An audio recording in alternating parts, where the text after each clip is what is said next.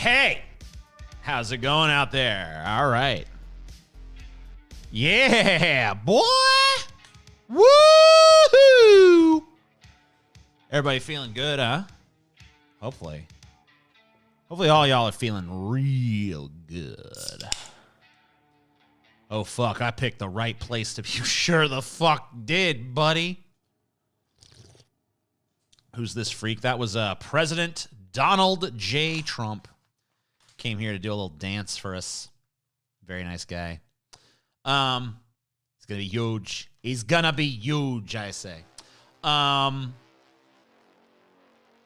bro. TJ, why are you doing this while I'm high? What do you mean? That's the best time for me to do it. Is there a better time than that? I don't believe there is. I don't believe there is for a fucking second, to be honest with you. We have some stuff to actually do on this stream. It's going to be good.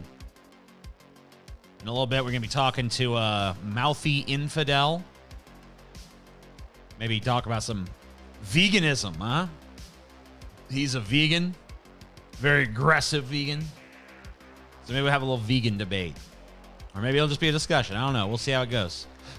Thoughts on the Sam Crowd? Did you not see the title? You see that's in there? You think maybe that's already on the agenda? Maybe? Yeah, it's already on the agenda. Don't worry. We're getting to it.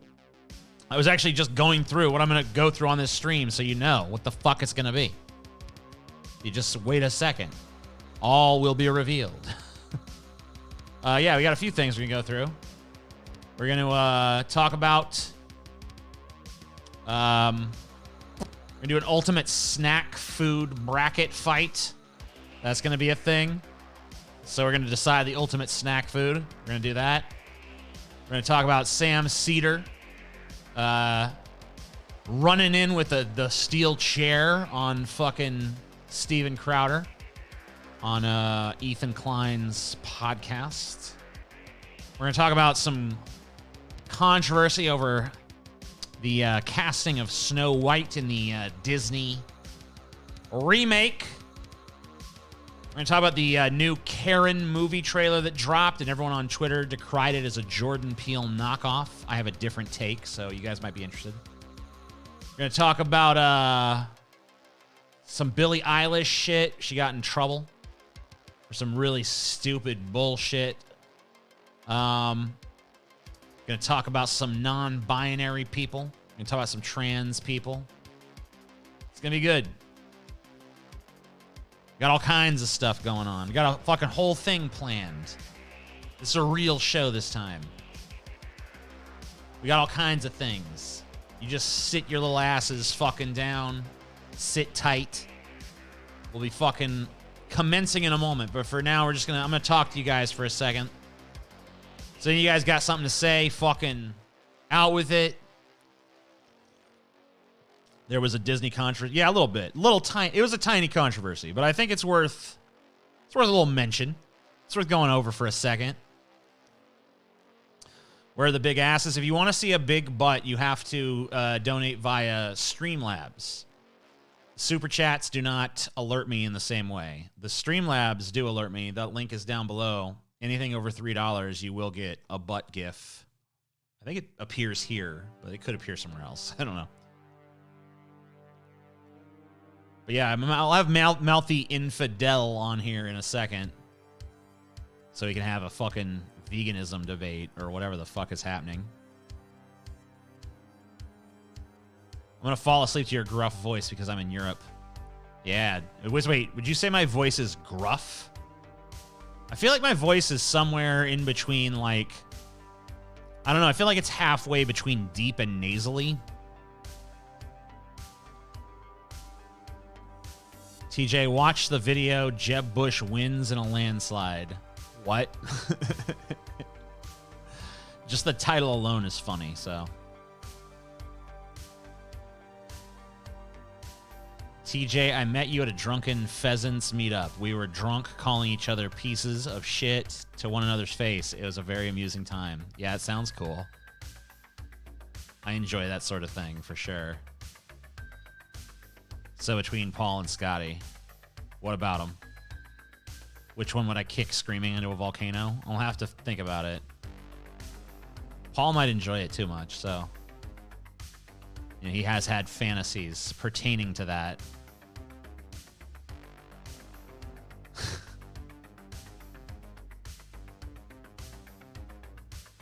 How come I'm seeing people at people who I haven't seen say things, which is making me feel like I'm not seeing every comment even when I'm on live chat, which is weird. Your voice, lol. What about my voice? Oh, between Paul and Scotty. Oh, my voice is between Paul and Scotty's. Okay, I gotcha. Whatever.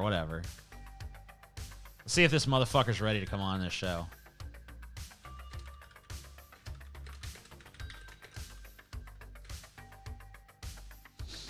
Dun dun dun.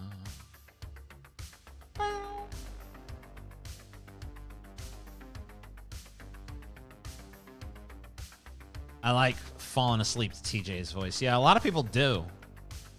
I'm very boring, so it's easy. I was fucking, I rewatched the Harry Potter movies recently. I'm actually working on, you know how like those terrible, like overlong Harry Potter video essays that are all over YouTube? Have you ever seen one of those?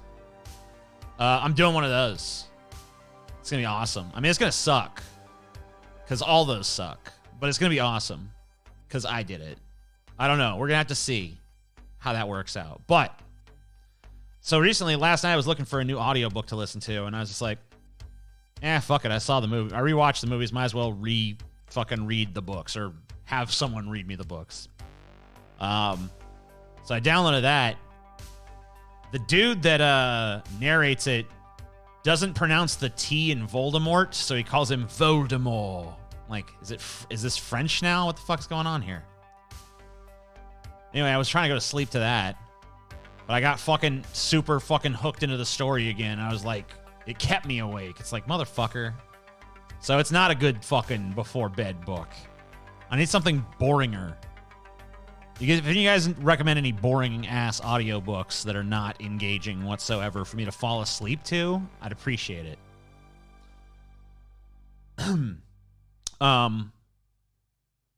British. I'm British. Yeah, I know they do like to fucking take the T out of things. Like is my name just Jay over there? Hey there, Jay. Or maybe they'll fucking leave the space. Hey there, Jay. Voldemort. Yeah, man. I think that guy does great. It's one of my favorite storytellers. Yeah, I mean, he seems fine. I don't know. Some of the fucking voices he does for the characters, I don't know. I always thought the first dude they cast as fucking Dumbledore did the best Dumbledore voice. You know? Because he sounded rather wise, but also very old. Harry, yes. And then the new guy they fucking hired after that dude died. Well, not new, but like the guy they hired after that dude died after the second film. Way more talks like this. I talk up here. It's like, bring back this voice.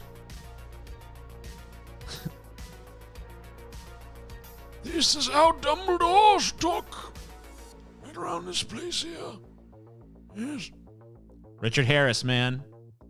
Did you know that they were gonna fucking cast Ian McKellen in that fucking shit? But I guess Richard Harris didn't like Ian McKellen, and McKellen was like, I don't know if I should take a role that was, because he didn't respect me as an actor. But I really think the real reason he shouldn't have done it is because he was already fucking Gandalf, It's like, you don't want to get typecast as a wizard. Just because there's 2 juicy-ass wizard roles out around that time doesn't mean, like, the wizard roles are fucking never gonna stop pouring in. You know what I mean? Voldemort versus Palpatine for president. Who would you vote for? I mean, like, I went over this on a previous stream. They're basically the same character. So it really doesn't matter. While I believe your explanation for why you left TDP, I am curious why you don't associate with Ben anymore. Not that I am the dude's biggest fan, just wondering. I mean, it was a pretty acrimonious sort of split, I guess. Because I wanted to end the show and he wanted to keep it going. And there was disagreement, and that had to be resolved. Like, you know, in a proceeding that, you know, was like legal in nature. So, yeah, there was some roughness there, you know what I mean? Like, no point in denying that shit.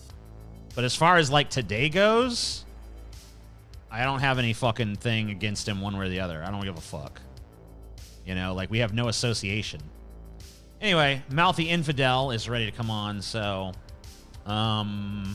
yeah, let's see if I can get this fucker on here. Alright, I don't need to be on camera.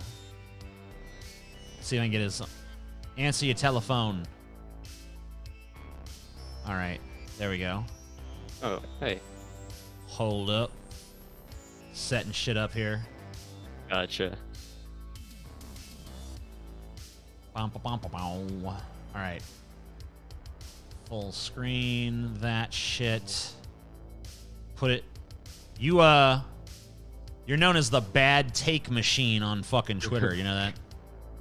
Yeah, that's true, but I guess only according to Twitter, so take that with a grain of salt. Yeah. I'm gonna turn this music off here. Yeah, I gotcha. You look fucking 10. I feel like Chris Hansen's gonna pop out. Sorry. Yeah. I'm 18, so not well, there too you far go. off. So you've made a little bit of a name for yourself going around Twitter having hot takes, right? Mm-hmm. You've Yeah, more or less. You've been on Vosh's stream before, right? Yeah, a couple times, yeah. And recently you invented veganism. You're the first person to think of veganism, and now you're trying to proselytize it to the world, right? Yeah, I figured it out. There's some people who were kind of almost there, but I'm really the one who did the theory when it comes to vegan ethics. So, gotcha. Yeah. So you want to like pimp your shit on here for a sec, like talk about like what you got, what you want people's eyeballs directed towards and shit. Oh yeah. So I have a YouTube channel. It's called MouthyInfidel. I have a Twitter channel or a Twitter account that's also called MouthyInfidel. More or less, I just try my best to argue for opinions that I have. So like political shit and philosophy shit. I'm pretty far to the left. I'm a socialist, progressive, globalist, all that shit. So yeah, that's basically what I do. Someone in the chat just said, "Oh God, another Vosh sycophant." I wouldn't really say that. I would say he's more of a Destiny sycophant, if you really want to be honest. Oh, yeah, maybe. That's the take. I have my disagreements with Destiny as well. That's what the take is on Twitter, at least. So. Yeah, well, the thing is, like, people have a really big hate boner against Destiny, so anyone who's, like, not immediately jumping on, like, Destiny for everything that he says is, like, considered some sort of a simp or something. Right. But, yeah, I mean, I have my disagreements with Destiny all the time. It could be worse for you. I'm a fucking Doug Walker fan, so I have to fucking hear a lot of shit talked. I'm just like, man, leave him alone, guys. He's had enough. Anyway. Yeah. Let's get into veganism, I guess. So why the fuck should I stop eating meat?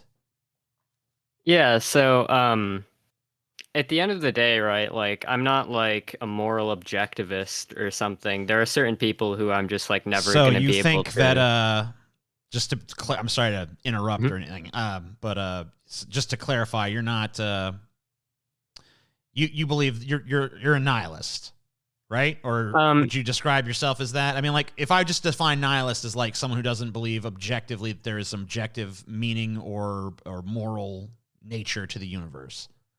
Yeah, by that definition, yeah. Okay. Yeah, I'm not. I don't believe there's some like objective morality or anything like this or meaning. I guess the argument for veganism then is I kind of just take like values that I think most people already hold but don't consistently apply, and just try to show that most people would be more comfortable with veganism or having vegan ethics if they like knew what their position would lead to, like if consistently applied. So like the typical way that I'll show this is I can just ask like, so if you think that it's okay to, you know, kill animals and eat them and stuff, but it's not okay to do the same to humans, what trait is true of animals, which if true of humans would suddenly make it okay? Um, and then when we start to try and give answers to that sort of question, then we get into really weird territory because for almost any answer you can give, I can give a human with that trait, right?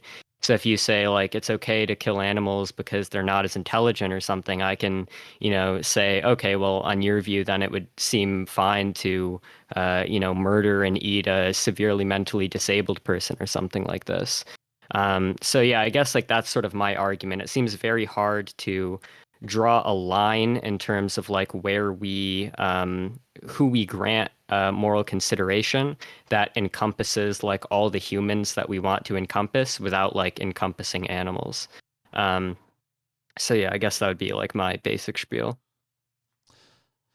So I guess that the thing I would bring up at that point is basically that we don't necessarily kill and eat people, but in a lot of ways we kind of do that.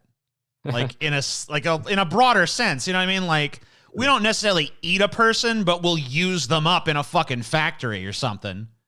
You know, or a sweatshop in the third world, and it's like I eat the chocolate. I know it's fucking picked by slaves that are fucking being held against their will in you know, terrible conditions.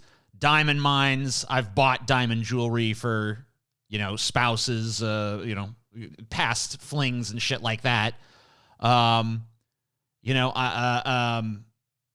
all these things, like Amazon. I buy all kinds of shit on Amazon. I know Jeff Bezos is a piece of fucking shit. I know that the workers are treated horribly and abysmally, but I'm still ordering my Amazon shit. And I guess that, you know, I could be really intellectually lazy and just fall back on the old no ethical consumption under capitalism. But like, you know, really what it is just like, at what point does it just become too much for a person to even deal with? Because so much of the goods and services that we enjoy here as a matter of convenience in America are built on hideous, grotesque exploitation and, you know, abysmal moral things. Like, you know, and you know, like your shirt, you know, you probably have things in that very room that are in some way tethered to exploitation of human beings, sometimes rather brutally. So, you know, that being the case, if, you know, shouldn't that be priority? If you're even going to just like, I'm going to become more ethical in one way or another, like, shouldn't the human stuff be prioritized over the animal stuff? Like, I'm going to cut out one thing because that's what I feel like I can really do to make some kind of difference. Like, wouldn't it be better to cut out the sweatshop sourced food, you know, clothes rather than the meat source food or something like that? Like, how do you make the prioritization of like, of all the unethical shit that I enjoy on a day-to-day basis, meat's the thing? Right. Yeah. So I guess so. I've thought about this quite a bit. I think so. I think the main thing that we need to I guess like separate out is we can very easily say if we want to. I don't know like to what extent I would agree with this claim or not. We get into like some really weird territory because like I value humans more than I value animals typically, but at the same time like you have to take into account like the severity of what's happening and so on and how many beings are being subjected to this. But even like I guess sort of leaving that line of thought, I could even grant that like the fact or the sort of conditions of things like sweatshops and you know the sort of capitalist wage labor and so on, the fact that these conditions exist are worse than the fact that you know factory farming conditions exist. However, it's not enough to just say that to just talk about which of these conditions are worse. We actually have to ask the question of how much harm are we contributing, I guess, with our consumption. So, like, for example, and this is going to sound like some sort of a weird, like, libertarian pro-child labor argument for a second, but just bear with me. I'll let you follow the thread down and not yeah, shut it off at that pass, I guess. yeah. So for example, like, if I am buying stuff that's made in like a sweatshop, right? Okay. So let's say like I'm buying meat, right? I think it's pretty easy to like make the argument that, well, it depends on what moral system we're using, but if we care about like utility or like the well-being of like conscious creatures or something like this, then it's very easy for me to make an argument that me not consuming meat increases utility or at least decreases harm, because if I am not eating meat, then less meat is being produced, less animals are being needlessly killed, etc. Now, the question then is like, can we make a similar argument for against buying from sweatshops? So obviously, sweatshop conditions are horrible, and we should craft policy to try and combat those conditions. But is our action, like, if we were to stop consuming from sweatshops, would we actually be increasing utility? And my argument, at least that would sort of aim to demonstrate why we should be skeptical of that claim is, look, assuming it's not like literally forced slave labor, and it's just like a sweatshop where people have to work in these conditions and these conditions are horrible. Um, these people are still voluntarily choosing to work in those conditions, which I guess suggests that as horrible as those conditions are, their other options were even worse, right? So if we stopped buying from sweatshops, then these people, as opposed to having really horrible, shitty jobs, would just have like no jobs and would be like even poorer, which presumably would be worse for them, which is why they're sweatshop workers in the first place. So although like sweatshops are a horrible thing that we should combat via policy, I don't know if you can really make an argument that, or at least I think we have reason to be skeptical of an argument that buying from sweatshops directly contributes harm in the same way that like buying meat does, I guess. So you say you generally value humans more than animals. I actually don't.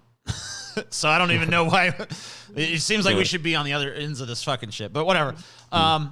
So you say it's not enough to ask which is worse between factory farming and sweatshops. Well, so you have a thing where you say when it comes to the sweatshops, we need policy-driven solutions to the sweatshop thing.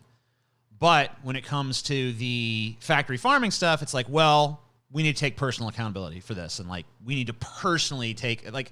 So it's almost like you have two different approaches for things that are, to me, very similar issues. Like the things that you're able to delineate as different between the two things. You said that, while the animals are literal, chattel property kind of thing going on, the people working in the sweatshop are not literal slaves. They, although in some instances like chocolates and diamonds and stuff, they are literal slaves a lot of time. But, for like a sweatshop, you're right. It's not like they're not forced at gunpoint to go in there and do that shit. But they're strongly coerced by circumstance. I think we can agree on that. So I guess my question is that what is, neither of those differences seem to account for the difference in approach between these two things. So why is it, what in your mind is the difference that exists between a factory farm and a sweatshop that makes you feel like one needs to be dealt with policy and in broader political terms, and one needs to be dealt with on an individual decision sort of basis? Yeah, so to be clear, I think that the conditions of factory farming and the, consumption of meat and so on, I do support addressing that on a sort of policy basis. Really quickly, what kind of policy would you advocate for there? Well, certainly to start out with, something like much stricter regulations in terms of how we're allowed to treat animals in factory farms and under what conditions we can breed them and so on. I think that kind of thing would be like a good start. I think we're very far away from just like banning meat or something. Maybe once we have like good lab meat and shit, we'll be able to do that. But it's like nowhere near anything we're able to do right now. But so I guess I do support addressing the animal agriculture industry through policy and through personal consumption. The reason why I would say that we should focus in terms of sweatshops, we should just focus on that in terms of policy rather than through consumption, is that in the case of animal agriculture, if we don't consume meat, we are like directly preventing harm. We are preventing animals from being killed. If we stopped buying from a sweatshop and that sweatshop went out of existence, I don't think you could really make an argument that that's contributing harm, because although the current conditions of the sweatshop workers are harmful, if we stopped buying from those sweatshops and then the sweatshops went out of business, then the sweatshop workers just all of a sudden don't have a job or have an even worse job. So both conditions are bad. Both conditions should be addressed through policy. But in the case of animal agriculture, I think there's a good argument that actually not consuming it is beneficial to the beings who are being harmed by the industry. Whereas in sweatshops, I feel like by not consuming, we wouldn't be helping the people in that industry. If anything, we would be worsening their conditions. And that's why, like, the coercion by circumstance thing is true. And I certainly wasn't trying to imply that it's like totally voluntary. But what it means, these people certainly are coerced by their circumstances. But what that entails is that if they weren't doing the thing that they're doing right now, if they weren't in the sweatshop, the other sort of circumstances that they're being coerced by were bad enough to the point where they thought this was a better alternative as opposed to just, starving or whatever. So yeah, I guess that would be my argument for like what the morally relevant difference is. Okay, so as far as your stance that you want stricter regulation for the treatment of animals and more humane conditions in factory farms, I 100% would support that immediately right out of the gate right now. Out of the, I was hoping so that I could really just like be like, boom, that you'd be like, I think we should just ban meat tomorrow. But I guess you're not stupid enough to fucking fall for that. So whatever. Eventual transition to clone meats, 100% on board with that. So here's the thing. As far as your argument, let me see if I can summarize this correctly. Tell me if this is right. The difference between a factory farm and a sweatshop in terms of ethical stuff in your mind is that if we stop, using the sweatshop, it doesn't necessarily improve material conditions for those people. They're still going to be impoverished and living in a miserable sort of place. But if we stop the consumption of meat, that could reduce harm because, less animals will be killed, or at least the cycle of animal killing will not be as perpetuated because, obviously any animal that's in a factory farm now, they're not going to spare it. But eventually the cycle of killing will end at least. Is that fairly accurate, or am I missing some nuance there? Yeah, basically. I guess just like my sort of like broad overview of it would just be that when we're deciding whether or not to consume something, the decision should be based on, does this consumption cause harm?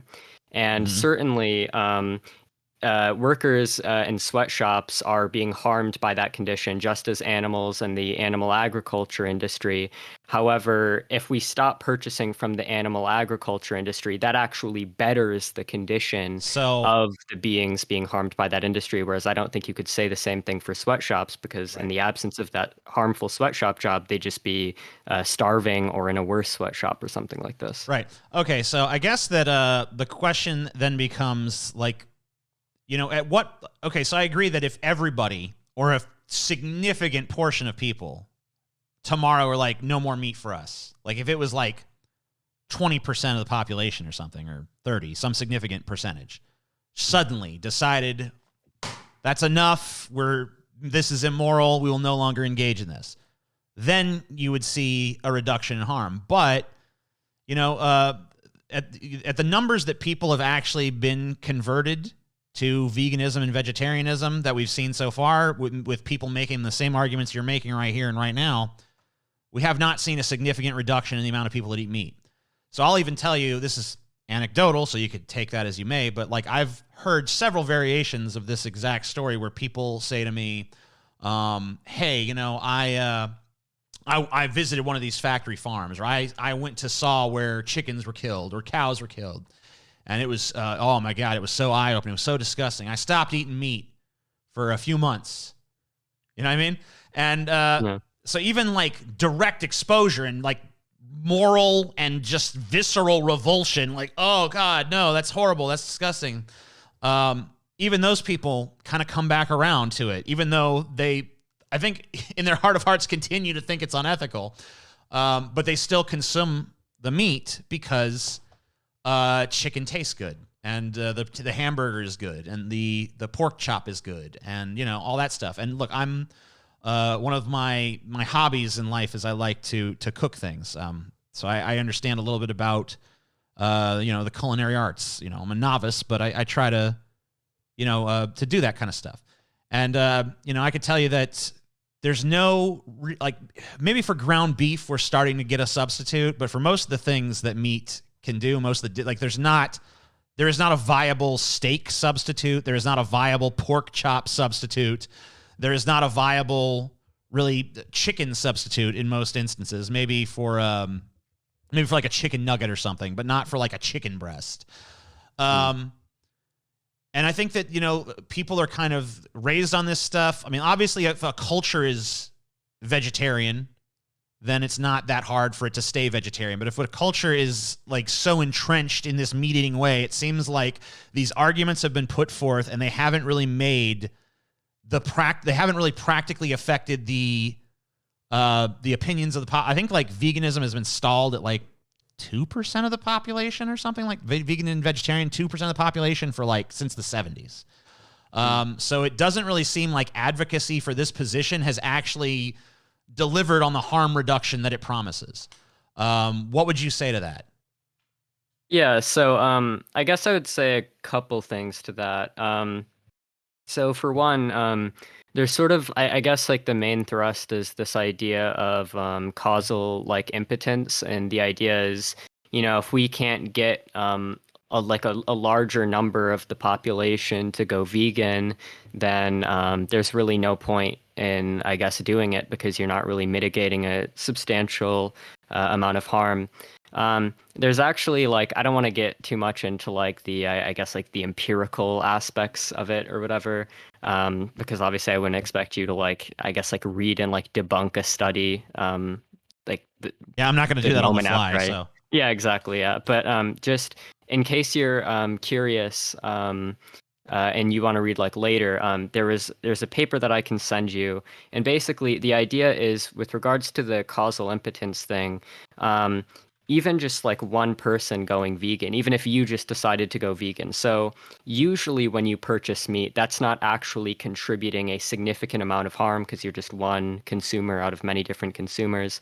But there are certain purchases that are in the industry called threshold purchases, where the producer of meat will say something like, okay, well, if this many, and it's just an arbitrary number, if this many animals or this many meat products are bought, let's say like turkeys or something, if this many turkeys are bought in one day, then tomorrow I'm going to order extra turkeys, right?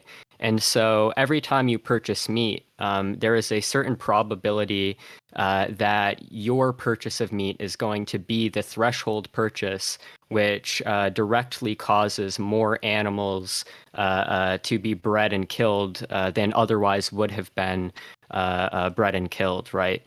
So, and I think the number comes out of, just for chicken alone, the number comes out at like, there's a 90% chance that, given the average amount of chicken that a person consumes over the course of their life, there's something like an over a 90% chance that over your life, you will cause at least like 900 chickens to be bred and killed, who otherwise, if you hadn't been purchasing meat, wouldn't have been bred and killed. So even if it didn't, because they're like looking at you in the long term, like, oh, this is a meat. We got another meat eater here, so they're gonna need about this many chickens over the course of their life. So keep the numbers up to there, you know, right?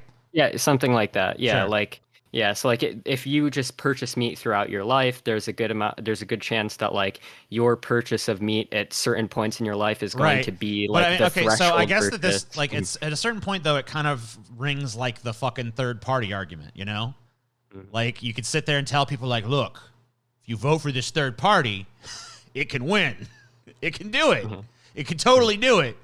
Like, there's nothing actually stopping it from happening. If everyone just said, fuck this, we're going to vote for this third party, then okay, boom. We can have it. But it never happens because people just kind of look around at each other.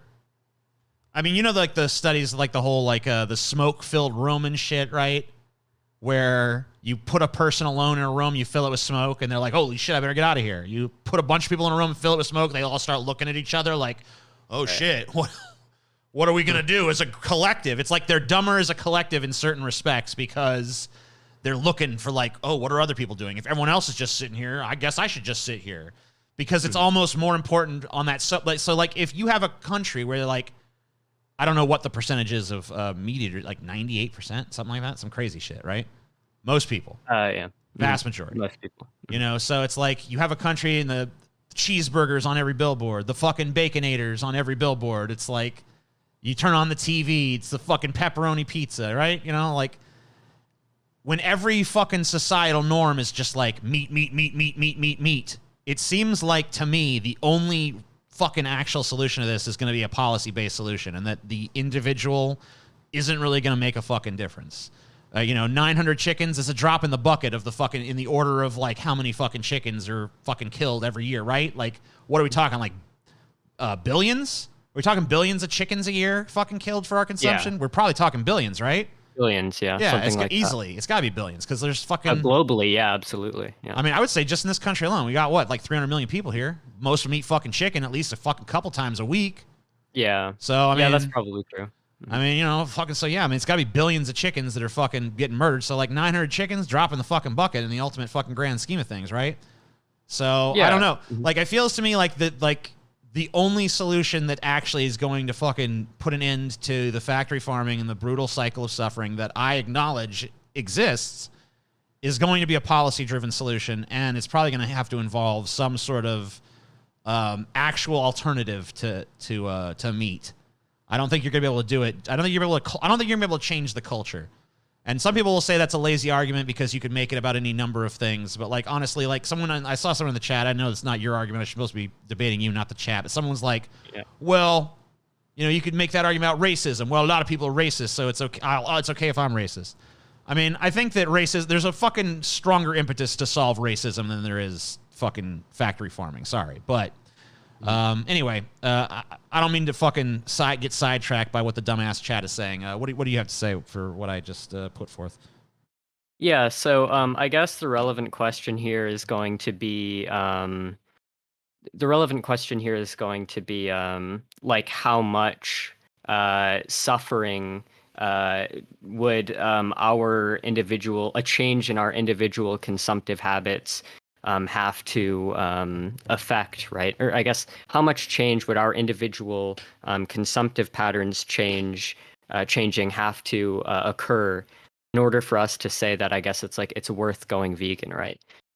Because it's true that I guess if over the course of my life, my consumption of meat only causes like a few thousand animals to be bred and slaughtered. That is only a drop in the bucket compared to the overall amount of animals that are being killed in the country.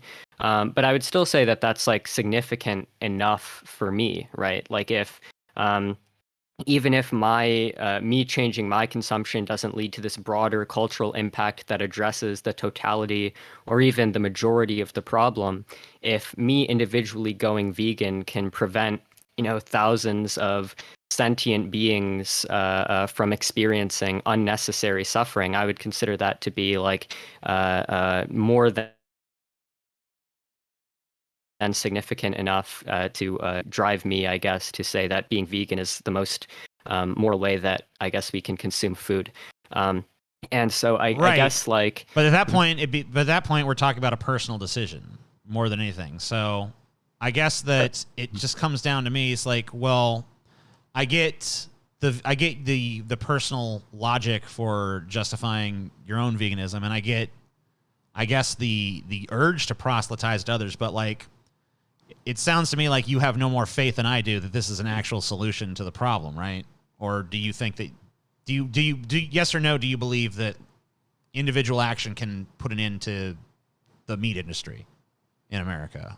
Oh, no, I mean, me going vegan isn't going to put an end to the meat industry, right? But Right. like, I guess what it does do is it limits the amount of sentient beings who are massively negatively affected by the meat industry, which I consider to be like a moral good, right? Right. And I guess like what I would say is like if we're just going to say like, okay, well maybe, you know, if I went vegan, it would cause thousands of sentient creatures not to suffer and be slaughtered. But that's not like significant enough to make me think that it's moral or morally like correct to go vegan. So I guess what do we like? So when it comes to like sentience, right? Like, so the average like mentally disabled person, I think, is still smarter than a chicken, right? I mean, like, I don't know, a chicken's a pretty dumb fucking animal. The average one, yeah, Right. like of course, right? But you know, I can always find like extremely severely like have you ever seen that video on YouTube? It's called like Raising Brie or something. No. I remember the Terry yeah. Schiavo case. I was like all for pulling the plug on that one. So I don't know. Yeah. I didn't eat her afterwards, but you know. I think it's okay to like pull the plug if like there's somebody who's like not sentient or something like this. Or right. Well, so what is like... sentience in this thing? Because we're putting forth that a lot. So maybe that should be like defined, explored, whatever. Like what is your working definition of sentience as a term? Yeah, I guess sentience is just like the experience of being like something, I guess. It's like having conscious experience. I mean, how do we know that chickens have that though? Because like they can't report it to us, right? So like we can't ask a chicken like, are you sentient? Do you have an experience of self? Do you have a notion of you? You know? Yeah. Well, so I mean, I guess like whether or not they have like a notion of them, that could be a bit more like that could be like a bit more, I guess, contestable, like whether they have like some, I guess, more abstract understanding of like self-identity or something like this. But it certainly seems to be the case that chickens have the capacity to experience like pleasure, have the capacity to experience like pain, and can experience like emotional attachment to their families and to their friend animals or whatever. So like one of the sadder like stories you'll hear about like the dairy industry is that when after they forcefully inseminate the mother cow, and then she gives birth so that she can produce milk, obviously. What they usually do is they'll take the baby cow that she produces and they'll like drag it away to kill it for veal. Right. And sometimes they don't, but usually it's taken away for some reason or another. And because cows have such a high degree of like emotional maturity, or I think that's like the term, emotional maturity. Cows actually grow like pretty extremely harsh connections to their children, such that, you'll hear stories about like after the baby is dragged away, the mother cow can be reported to be like crying like every day for like months because it was separated from its child, right? So it certainly seems that like animals display some degree of like consciousness, emotion. A cow for pain. sure. Like a pig obviously is a pretty intelligent animal and stuff like that. So I'm not saying every animal we don't eat, but like focusing specifically on the chicken though. You know what I mean? Like I don't know. Like some of the criteria that you laid out for like chicken could be met by like grass. Like grass in a sense can feel pain and stuff like that. But obviously, it doesn't have emotional connection to other blades of grass, or even in a rudimentary sense, at least not that I know of. If anyone wants to correct me on that, go ahead. Yeah, so I'm pretty sure that plants have sort of like evolutionarily derived like responses to things, right? Sure. Like if a blade of grass is like cut, it'll like, I don't know, release some sort of a toxin or something like this. Right. Just because evolution has programmed it to like, I guess, survive. But I guess I think that it's pretty widely said that like though plants have some like response to their environment, they don't actually like consciously experience, or we don't have like any evidence. I would never make the argument that grass is conscious, but right. But if you look at I remember watching a David Attenborough special on the plants. I think it was, I don't know if it was a Life of Plants or something along those lines, but Yeah, plants actually have more complex behaviors than you might imagine. But yeah, obviously they don't have brains, they don't have central nervous systems or anything like that. But I do think they have. I think that because they are living things, they do have rudimentary forms of some of those things. But I'm not making the argument like, well, if you respect life, you don't eat grass or whatever. Don't eat grass anyway, but like don't eat broccoli or whatever. I'm not making that argument. I feel like there is like a line of like sentience is a gradient, right? So obviously, a pig is probably more sentient than a chicken. It's got a bigger brain. It's probably got better problem solving skills and stuff like that. A chicken is definitely more sentient than a house plant. House plant is probably more sentient than most Republicans, I guess. Anyway, yeah. So I guess that when it comes to the sentient, I mean, I'm not really going to make the sentience argument because, like I opened with, there is kind of a thing in this country where we're pretty comfortable with exploiting like human beings that we know are sentient for a lot of goods and services.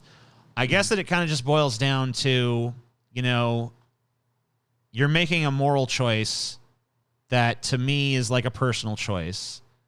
There's other moral choices that could be made concerning all sorts of different products. Like, I could very easily, cut chocolate out of my diet and there'd be less of a demand in the grand scheme of things, I guess, for the little slave kids that pick the cocoa beans, because it's, I could, stop, I could stop buying the sweatshop shirt. Now, I guess the conditions in that country aren't going to get any better, but maybe some of those jobs get moved back to the United States or something, and someone gets a better, higher paying job in a more developed country at least. So maybe it does a little bit better for that person, if not for the person in the other country. But right, well, that would be the trade-off. Is that sure, of course. I could say that like with the animal agriculture industry. Well, I'm just saying like it seems like ethics is not usually much of a factor when it comes to consumption under capitalism. And it seems kind of selective in a way that, I don't know, doesn't really make perfect sense to me. I mean, I guess I get it in and of itself in isolation. Hey, I eat less animals, thus creating less demand for animals to be killed for my consumption. It's a pretty sound argument, but I feel like there's so many other things you could apply it to that maybe it wouldn't be perfect one-to-one analogies, but are pretty fucking close. And like we don't typically think that way. I don't know. Like I said, I order shit off Amazon all the time. Like I could very easily be like, well, I'll order from somewhere else because Amazon is a scourge upon the earth, and it totally is. And Jeff Bezos is a piece of shit, but I don't do that. And I don't. A lot of people who probably feel the same way about Amazon still shop on Amazon because, once again, super fucking convenient. So I don't know. I guess that I'm not necessarily hearing the argument for why this issue specifically is the time to listen to ethics above all of the other areas of concern. I guess I want to ask too, along with that, how you personally feel about meat as a food, like just in terms of like the culinary sense. Like obviously you used to eat meat, so were you a person that enjoyed meat, or were you a person that was kind of like take it or leave it kind of thing? Yeah, so I guess sort of address that in order.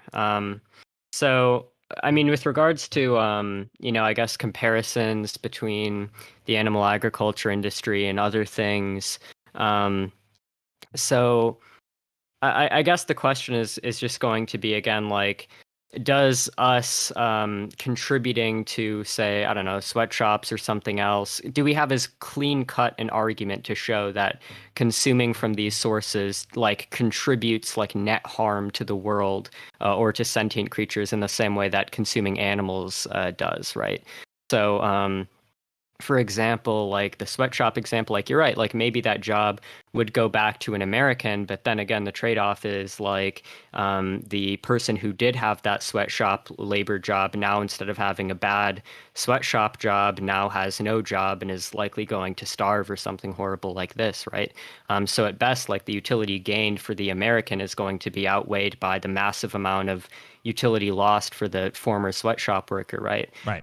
Similarly, like with Amazon, it'll be something like, do we really have like a clear-cut argument to say that if we all stopped purchasing from Amazon, the next company that all of those jobs would go to would Well, let's say somehow we be like started, more you know, ethical we or started doing something? like, okay, let's all buy our shit from like Costco or something because they pay their workers better, you know? Um, okay, so if we like stopped all buying from Amazon and started all buying from like Costco, um, that would probably be like morally preferable, I guess. But I guess like the thing is like would we say that like the utility um that we or the I guess the utility that's like represented in the pay differentials between like Costco and Amazon, is that going to be equivalent to like the utility between like an animal like being horrifically like tortured throughout its life and then slaughtered and like just not having that experience? um and I mean, I probably would say that we should also like if we can make very clear-cut arguments for if buying something directly causes a substantial amount of harm, and if we could, if I could get like or if people could make like a very clear argument to demonstrate that like buying from this company as opposed to this company would like generate some massive amount of like positive utility for the world, or to the amount of harm that or decrease the amount of harm to a substantial degree that accrues to sentient creatures, then I would say that yeah, that should also be um, the more ethical thing to do, right? Um, and I guess in terms of like meat, um, I I did enjoy meat. I ate a lot of like fast food, I guess, Mm-hmm. which was like that's where I got most of my meat. I ate like a lot of like Taco Bell and like McDonald's and shit. Really now the only place I can eat from is like Burger King because they have like the Impossible burger or whatever. But you know, I'm not eating Burger King every day, so um, yeah. So you know, I did like meat, but at the end of the day, I felt like the pleasure that I got from eating meat wasn't worth like the I guess the massive amount of like suffering that's experienced by the animals as a result of me eating meat because I like the taste of it. So let me ask you this: if it was down to if the animals had a more pleasant life before being slaughtered, would that? Because I notice you just like bring up suffering a lot. So would that mitigate? I don't know. I doubt you would go and be like, I'll eat meat again because now this is the animal's pampered before it Right. dies or whatever. Mhm. But I guess would you view that as I mean, you probably would view that as a more moral paradigm, right? Yeah, yeah, it's better, you know, in the same way that like I would never support, you know, breeding humans to slaughter and eat humans under any circumstance, but certainly if that was something that was happening, I would rather those humans not be like, you know, horrifically tortured throughout their entire lives before being slaughtered for food. So yeah, it's definitely better. Yeah, I would say so. I wonder how much meat go. I mean, I kind of wonder how much an individual choice to not eat meat actually affects things. Like, part of me feels like there probably already is a surplus of meat produced. Like, I mean, there's definitely more meat produced than is consumed, right? Like, I don't know how much meat waste there is, but I feel like probably up to a point, it's not really going to make much of a difference. I know you said you had a study that you were going to send me on that, though, so I guess I will look into the actual numbers in the study before I make any claims about that. But I'm dubious of the proposition, at least on a visceral level. But I'd have to actually look at the data, I guess. Let me just look up really quick what kind of like meat waste we have in this country, because I think that might shed some light. Um, Meat waste, food loss, and waste facts. Yeah. Hold on. Don't mean to. Okay, cereals. Okay, so fish and seafood. What is this? Is the percentages here the loss percentages? Sorry, I'm trying to figure out what the fuck this infographic is trying to tell me. Okay. I'm going to look at one more source. If I can't figure it out, I'm just going to give up on that. Yeah, I'm reading a lot about food waste in general. I'm having a little bit more trouble finding specifically like what level of meat is just like goes to waste. Okay, here we go. Meat and animal products, 11.9%. So there's already like an 11.9%, like they're producing 11.9% more than the market actually dictates, right?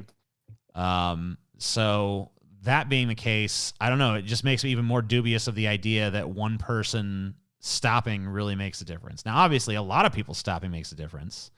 You know, like if, you know, even if 1% or something like that stop, maybe that we would see less of that waste, or maybe the waste would just increase to, you know, 12.9%. I don't know how that would work. Well, that's kind of like the point that I was going to make is like, so I mean, at the end of the day, what matters to people who produce meat isn't necessarily how much meat we actually consume or something like this, but it's just going to be dictated by like how much or like how much people buy rather, or something like this, right? So I guess the idea that I was alluding to earlier is that, you know, farmers and I guess meat producers have like these thresholds where they say something like, I think the number for chicken is like 900. They'll say like if 900 pieces of chicken are bought within one day, then next time we're going to order like more chickens, right? Right. And so, you know, even if there is like some number of waste, there's still always basically, going to be a chance. like if they sell 900 chickens one day, their algorithm will be like, oh, we need to order 1,000 chickens tomorrow, right, or whatever. Yeah, something like that. Yeah. Okay. So I mean, like, there is certainly waste, but you know, there's always going to be a chance that when you're purchasing meat, that there's you a certain are the percentage threshold chance person. that you're the threshold. Yeah, right. Exactly. So it seems very weird to me that they would base it on thresholds and not just like an overall like sense of the number. Like, you know, if it would be like, oh, well, we sold, like, does it really make a difference between like, oh, we sold 899, so we're not going to order 1,000, but we sold 900. Oh, we better order 1,000 because that's the threshold. Yeah. Like I think the number has to do with how of, many animals are in the inventory or something like this. Gotcha. So there's like a lot of like probably some complicated math shit that I'll fucking never be able to wrap my mind around in 1,000 years, but yeah. Anyway, I don't know. I feel like we've explored this topic. Is there anything you'd like to like close with on that? Yeah. So, I guess one thing that I would like to stress is that, so I can totally understand where people are coming from, where they say like, okay, well, even like putting aside, like I'm not too versed on like the data of like whether or not veganism has been becoming like a broader, like something that's like catching on, right? I mean, there are things like, you know, meat alternatives are starting to become more popular, but I don't know how indicative that actually is or anything like that. But I guess even like putting aside whether or not there's sort of a broader cultural vegan movement that's going to meaningfully challenge the totality of the problem of like the meat industry. Even if I can just say like, hey, you going vegan, it's not going to solve the problem. It's not going to solve most of the problem, but it is going to reduce the amount of sentient creatures who are experiencing pretty extreme degrees of suffering to a pretty significant extent. I mean, we're talking over the course of one's life, like thousands, like maybe even tens of thousands of like sentient creatures, sentient individuals, right? And if we replace those animals with like humans, right? If we said like, okay, well, if you stopped eating burgers, like tens of thousands of humans would not die and not be tortured as a result. presumably most people would say that, yeah, okay, well, even if my consumption isn't going to destroy the meat industry, I should probably still reduce the amount of humans being tortured and slaughtered. And if that is your view, then you're going to have to sort of grapple with that question of, well, what trait is actually true of animals that, if true of humans, would change your mind to say that actually it is okay to continue eating meat and perpetuating their suffering. And then, of course, the next step is going to be if you say like intelligence or sentience or anything like this, then you're going to have to say, do you really think that it would be okay to perpetuate the mass slaughtering of people who are of lower intelligence or who are severely mentally disabled or something like this? Um, so yeah, I guess that's just sort of like my final thought on that. I don't know. I mean, you'd have to.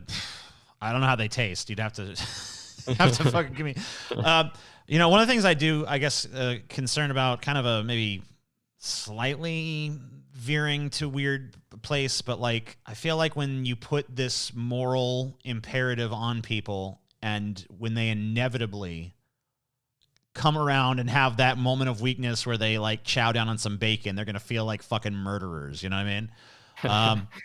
And I know vegetarians. I've been with them in their fucking candid moments where they talk about the time they fucking went a little nuts and bought a fucking cheeseburger or something, and felt really bad and shit. But well, I guess.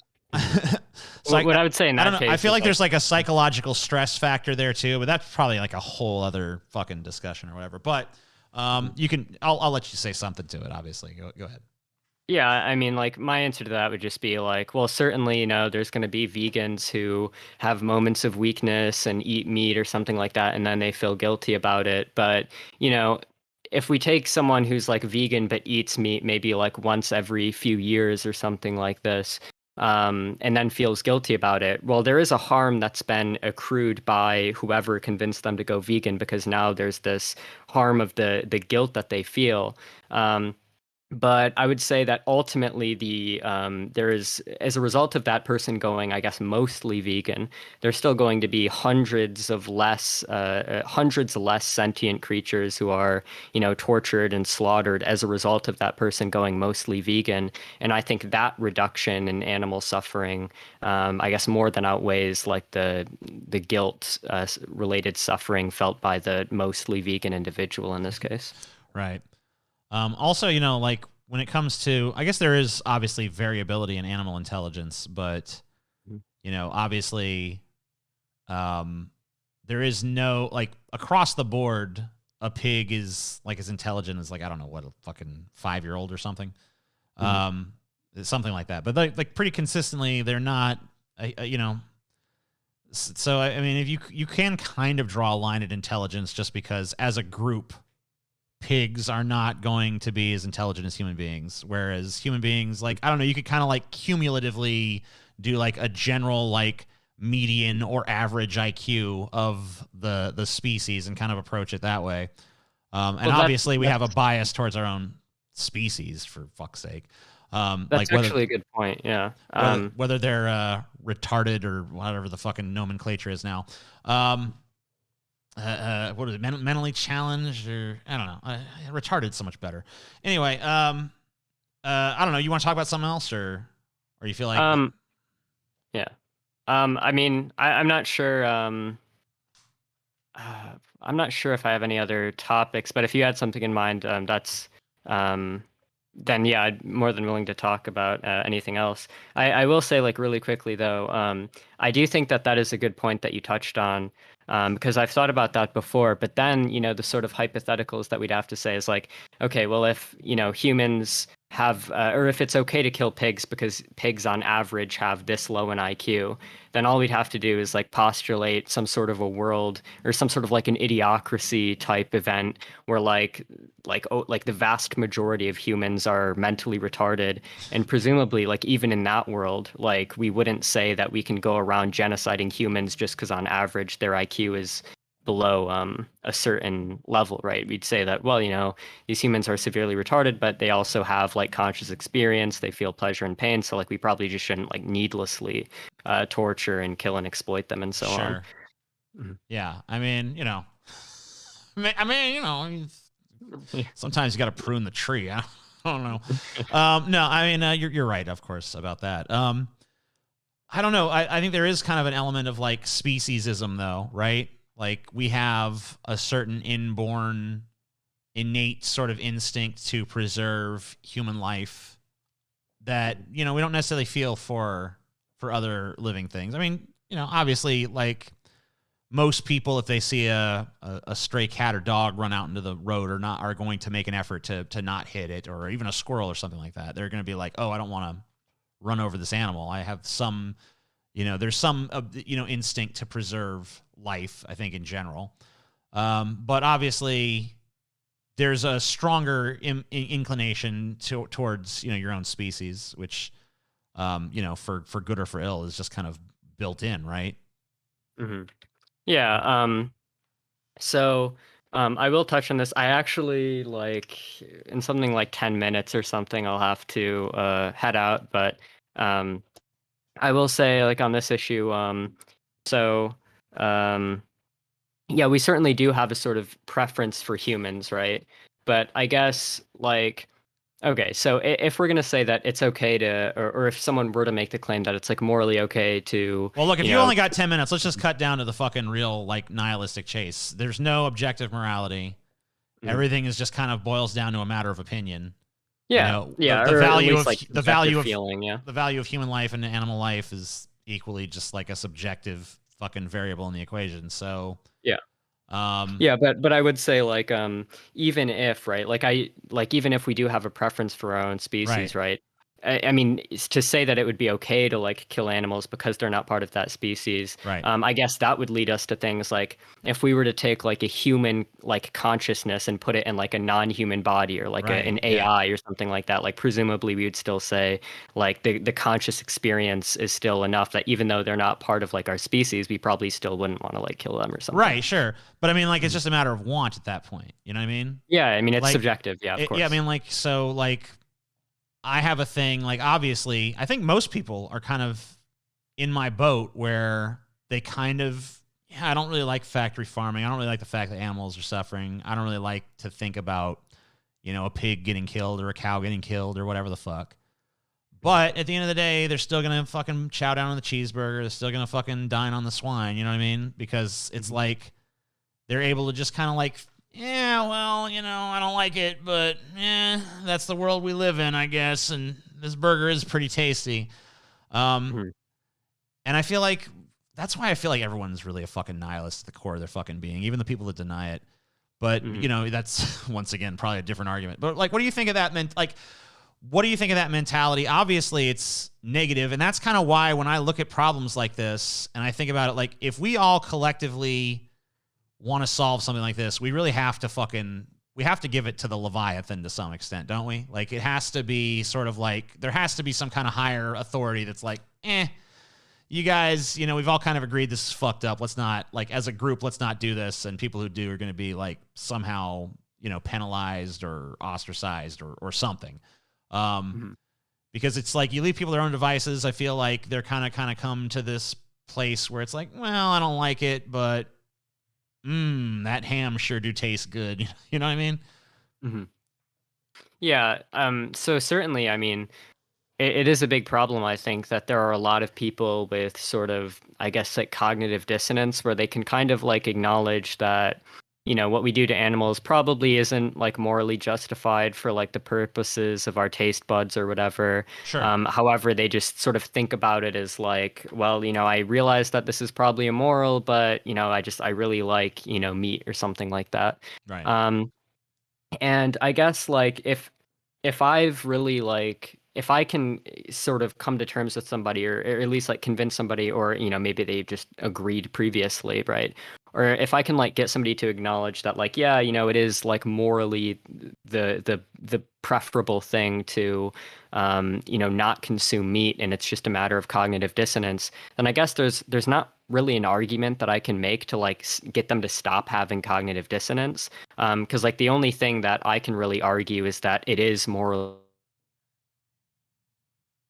preferable to not eat meat. And, if I get someone to agree with that, but their actions just don't follow, I'm not a therapist, so I can't really drive them to take that action. Yeah, absolutely. What I would suggest for somebody who's on that threshold, though, is one thing that really helped me is after I'd sort of bought the philosophical arguments against meat, one of the things that really helped me sort of bridge my philosophical understanding and my emotional motivation was, I guess, just watching certain documentaries and stuff that show footage of what actually happens to the animals in the animal agriculture industry. And I guess when you can sort of see it happen, and you can see the fear and the pain and the torture in the animals' eyes and all of this shit, it really sort of makes it more real, such that the next time you eat meat, you're like, fuck, well, if I purchase this meat, that thing that I saw happen is going to happen to conscious creatures. And that sort of is what provided me the emotional motivation to actually go vegan, I guess. Yeah, absolutely. I feel like one day this argument will be obsolete as we make the transition to cloned meats, genetically engineered super meats that we've solved the problem of sentience, or we've figured out some way to reconstitute matter to be indistinguishable from the finest Kobe beef. But we're not there yet, so obviously until then, this discussion will happen over and over again. Thank you for coming on. Appreciate it. If I think of anything else that I want to argue with you about, you're always welcome back. Okay, yeah, thanks for having me. Always willing to talk again. Thank you. Bye-bye. Mm-hmm. All right, cool.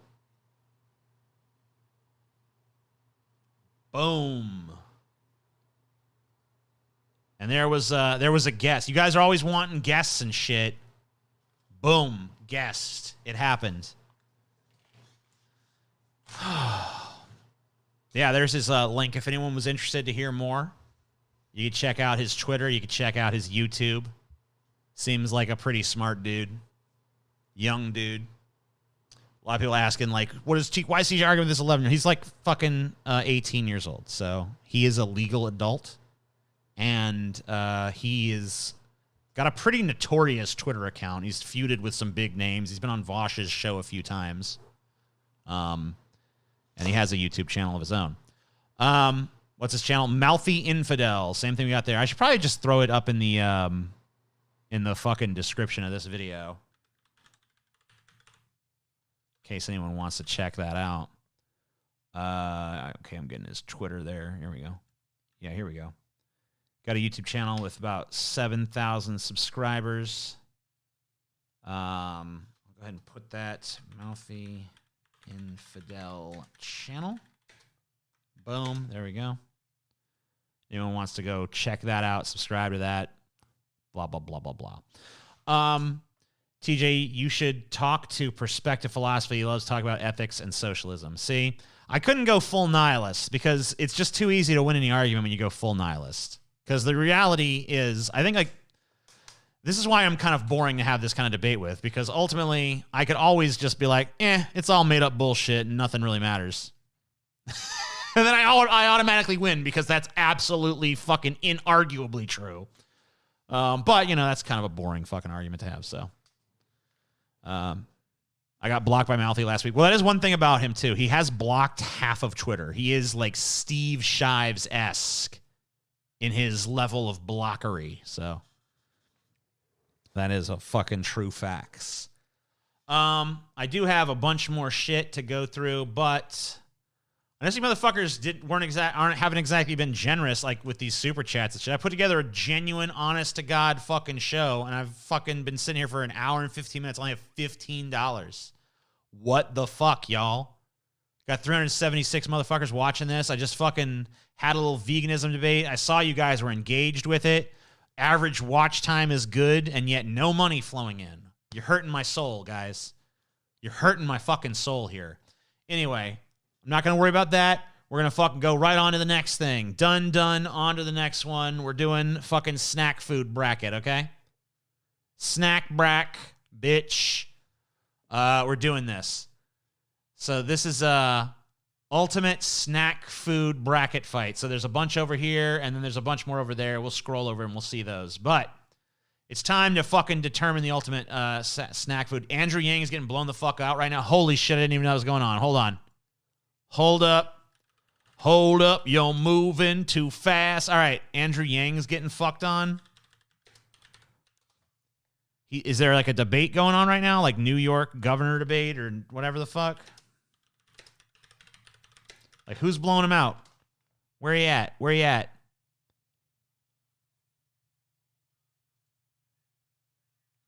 Okay, I'm seeing some money coming in. That's good. Here's a $20 guy. Have more money then. Thank you, Toko. I appreciate you. IDM65, whatever the fuck. First super chat ever. Take it. Wow, thank you. Very, very nice. Don't stop streaming. Thanks, Dad. I'm never gonna stop. I'm not going to stop just because I ain't getting money. I mean, believe me, your attention is worth more than anything. But it's always, your money is nice too. A little bit. Kevin gave $10, sent me a bunch of peaches. Millions of peaches. Peaches for me. Chris McDougall said, have some money. Also, I watched The Thing for the first time last night. Fantastic film. Good on you, motherfucker. Do It Live gave $5, says poop balls. Thank you, bud. Appreciate you. Oh, Generic T-Girl, fucking one of my trans mods, because I'm very progressive here, gave me $5, says, here you go. Mr. I Hate YouTube says, take my Swedish money. Thank you. Unholy Messiah gave $2, says, the most I can manage at the moment. Hey, there's no fucking problem with that. Andrew Yang's is he getting ratioed on Twitter? Is that what's going on? Where the fuck is Andrew Yang shit going down? What am I missing with Andrew Yang? Yang? Is he getting fucked on? Where's he getting fucked on? Is it happening on Twitter? Is that what's going on? We're getting fucked on Twitter? I'm looking for a ratio here. I don't know what the fuck you guys are talking about on this Yang shit. I don't see nothing. Don't see nothing.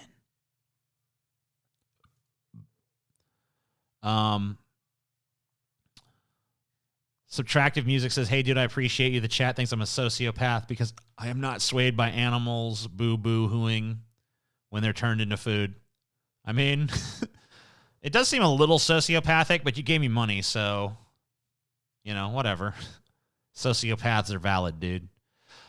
Kevin just says, booty. That is all. I mean, that's a profoundly good statement to make. TJ is the king of trans mods. You goddamn right, motherfucker. James Lazenby gave $10. Very nice. It's not on Twitter. Yang is losing the NYC election hard right now. Oh, they're already having the election? I thought that shit was like way far away. I thought that shit was like not for a minute.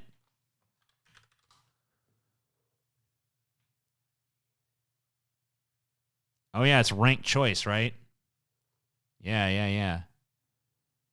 Hold on. I'm trying to figure out what the fuck is even going on. I don't even see shit, okay? Yang is in distant 4th place for NYC mayor. Damn. Even after having a national fucking high profile.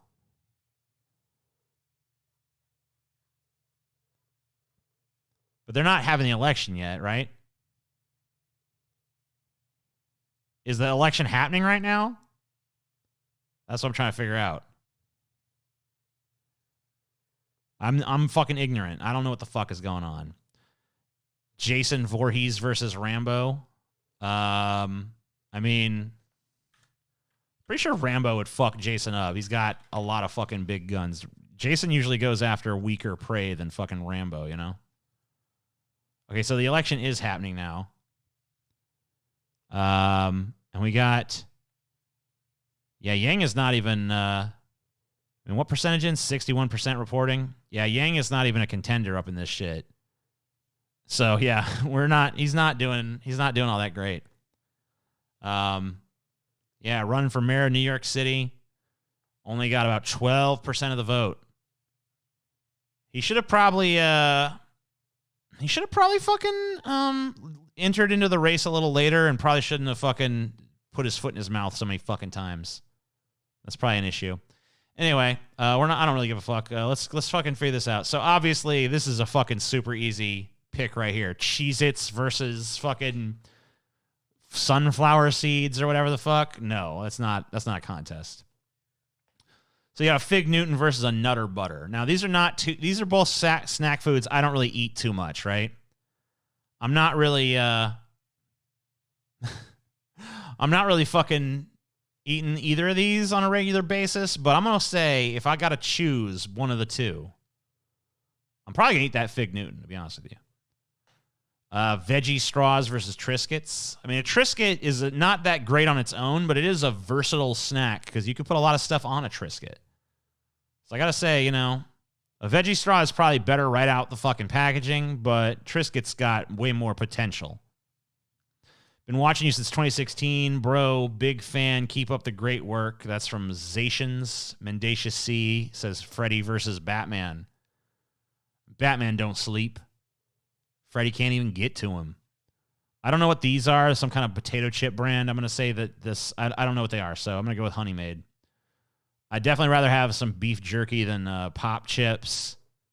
Wheat Thins are better than pretzel sticks. Cheese Nips are better than Munchos. I don't even know what the fuck those are. Goldfish versus Nilla wafers. Goldfish are dope, bro.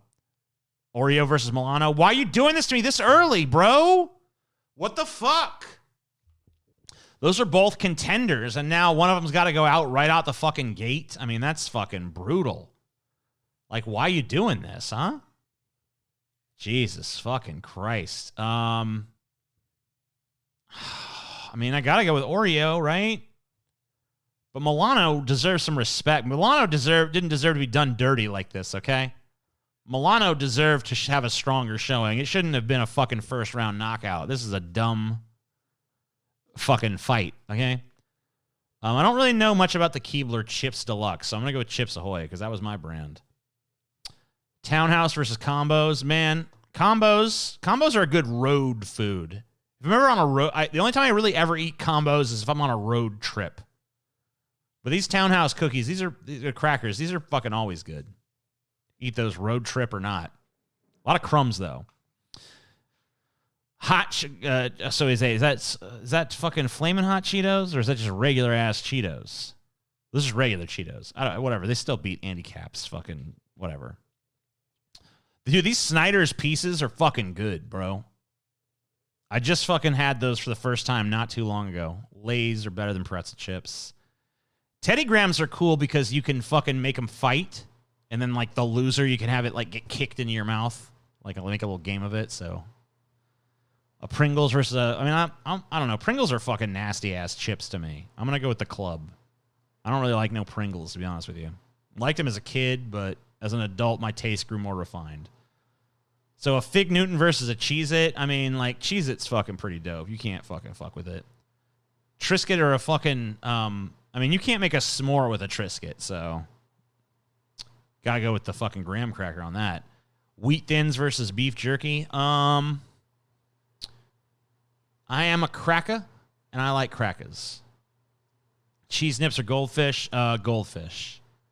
Oreo versus Chips Ahoy. Chips Ahoy can't fucking hold a candle. Sorry, bro.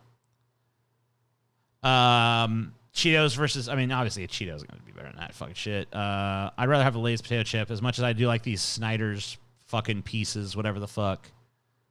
I'll put the cracker over the Teddy Graham.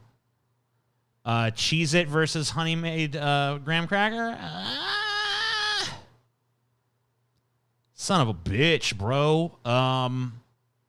What the fuck I'm gonna do here? I mean, fuck.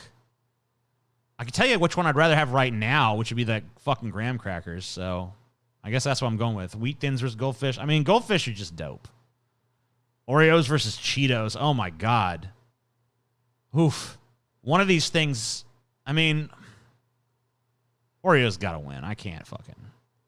Oreos is probably going all the way, to be honest with you motherfuckers. I'll go with these potato chips over the crackers. Cause like, really, I mean, I can't let crackers get to the final round. Unless they're graham crackers. Maybe the graham crackers got a chance. Graham crackers versus Goldfish. What do you guys think? I'm gonna fucking throw this one to you guys. Graham crackers or goldfish? Which one you like best? Write that shit out.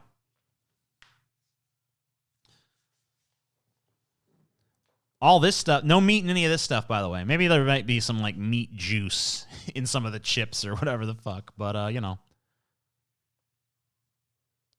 No outright meat in anything here. So that's good. Oh, I can turn my fucking music back on too, huh? Now that I don't have no guests no more. Boom, that feels better. Fill all that emptiness with sound.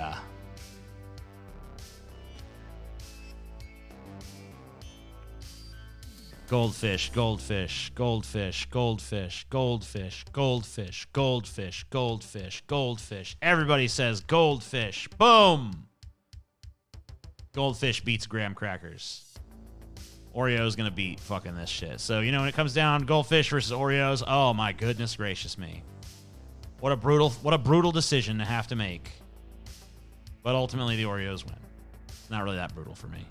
The Oreos were always gonna win, let's be real. All right, let's move on over to the other side of the board to see which contender will take on the Oreo greatness. Looks like we got some contenders up in here. All right, so corn nuts versus Tostitos. I mean, Tostitos, right? Fritos versus Bugles. These are two of nobody's favorite snack right here. Bugles at least have the ability to put them on your finger and go, rah, I'm a monster. So there you go. Fruit snack versus moon pie. Oh my God, I love me a moon pie, boy. Slim Jim versus kettle chips. I'll go with the kettle chips. Slim Jims are nasty.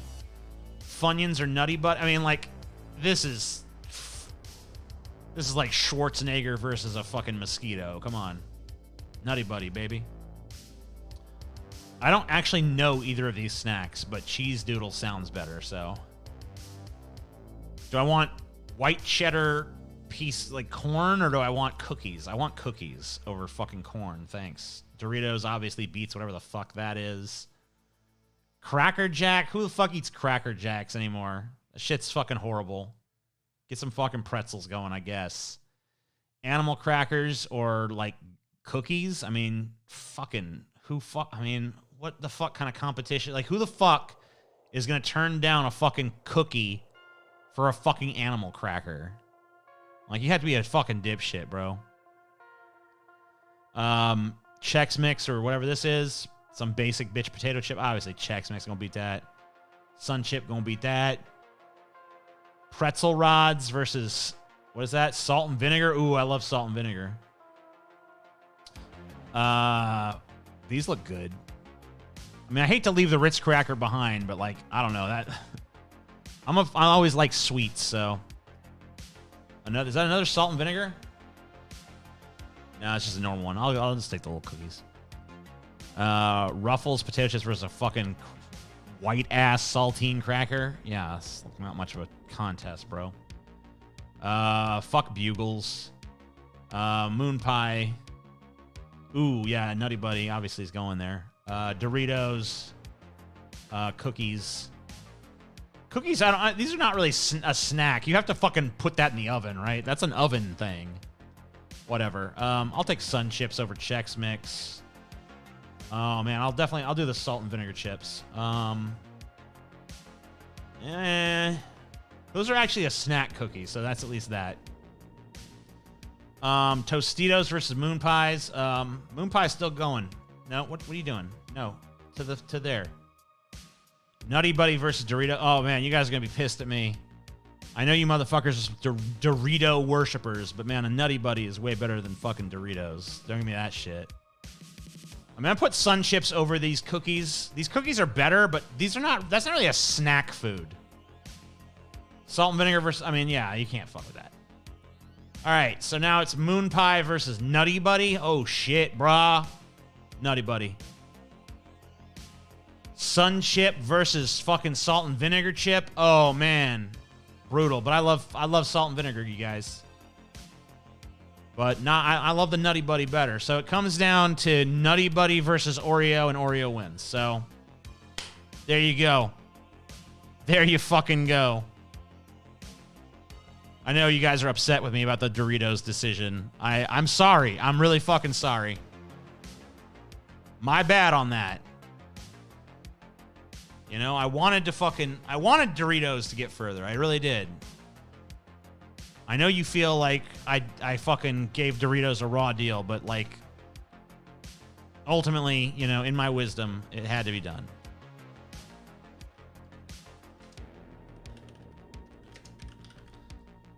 All right, well, what I'm going to do at this point, I'm going to take a little break because I'm getting a little hot in here. And I need to go to the bathroom and grab some food. But while you guys are waiting, I'm going to play a classic Amazing Atheist joint. This is called The Beyonce video. Let's go over here. Yeah. I guess I could play it. This is probably a better screen to play it on, right? I'll let you guys stay up on the chat and shit. And I'll leave this here so people know that, like, you know, I'll be back and stuff. Man, I need like a little be right back thing that maybe I could like hang it on my chair or something. So I'm making a mental note of that. But I'll be right back. I'm gonna play this for a while. I probably won't make you guys watch the whole thing or anything, but I figure it's better to give you something to watch while I'm gone. I'll turn this music off too, so you guys can just enjoy the audio of that as well. Long ago, the legends foretold of a man named TJ who would rise to the top of the YouTube shit heap by making smug atheists feel superior to Christians. And then, when that well ran dry, he would continue his reign by making smug anti-SJWs feel superior to SJWs. And then, when that well ran dry, he would begin to languish, unsure of what to do, uncertain who to attack. Then, like a flash of lightning, the answer hit him. Beyonce.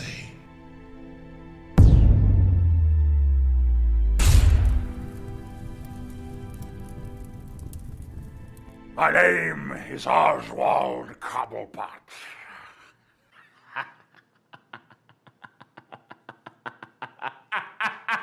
More like Oswald Cobble not. Oh! So what's wrong with Beyonce?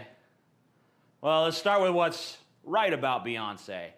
She looked good. Oh yeah, I'd eat pasta salad out of that ass, and I don't even like pasta salad. And she sings well. Not amazingly, not phenomenally, just well.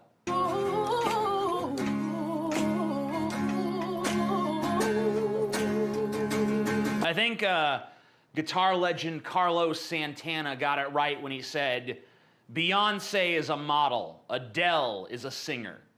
Beyonce's voice isn't bad, but only an idiot would put her in the company of like a Whitney Houston or an Aretha Franklin. She's just not on that level. The truth about Beyonce is that she's a beautiful woman with a good but not great voice. And that combination is a dime a dozen, right? Right. So why then is this woman lavished with such huge amounts of hyperbolic praise like this? Just her name alone just defines greatness, right? You know, like just her like that push that every woman wants to be that driven, like, you know. And she is not fake at all. She's 100% genuine. She's a good person. And I love working with her so much because we just pee our pants laughing. I mean, she's smart, she's creative, she's a great mother, she loves her family. I mean, she's just a low-key lady. So we have a lot in common in that way. But she just is an amazing person and singer and talented. Everything. And it's kind of nauseating. It's kind of like, she's so perfect that it's kind of hard to take. Yo, Taylor, I'm really happy for you. I'm gonna let you finish. But Beyonce had one of the best videos of all time. You have no business in being humble. You are the most talented performer out there, but you are, in fact, the most humble person I've ever worked with. You are respectful, courteous, hardworking. It was a great, great privilege, and I'll never, ever forget that. And if I never do anything else in this business, that's fine with me, because having worked with you, that's it.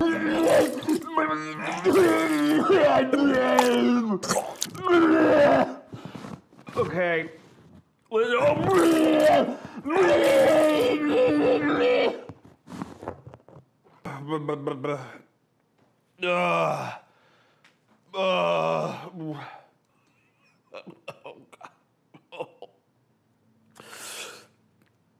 Listening to all that, you would think this woman is the new Messiah. She's perfect in every way. Her talent is immeasurable.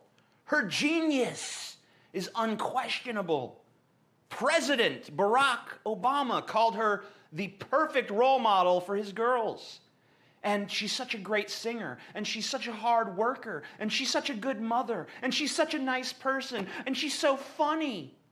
Once you've met Beyonce, you might as well slit your fucking wrists, because it's all downhill after that, folks. She's a fucking goddess.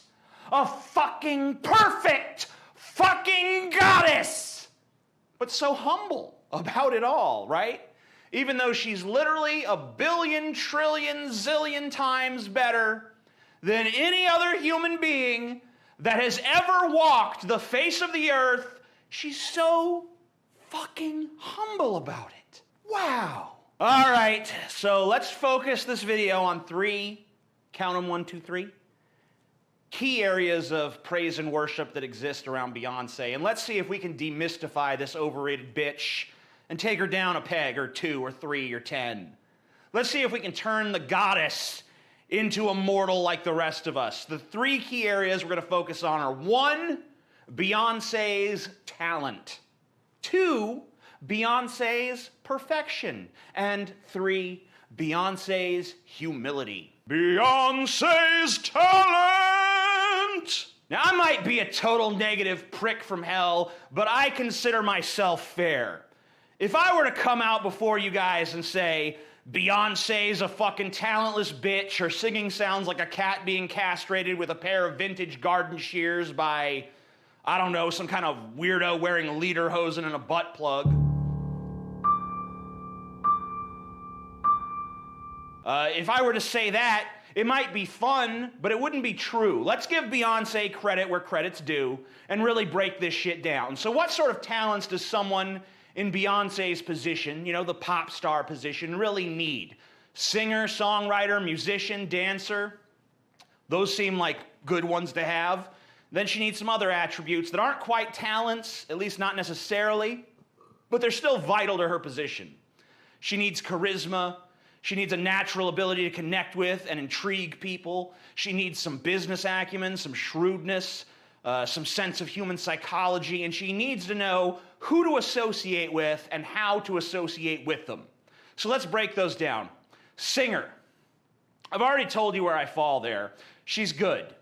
She's not even remotely close to being my cup of tea, as I prefer a singer with character over a technically proficient singer any day.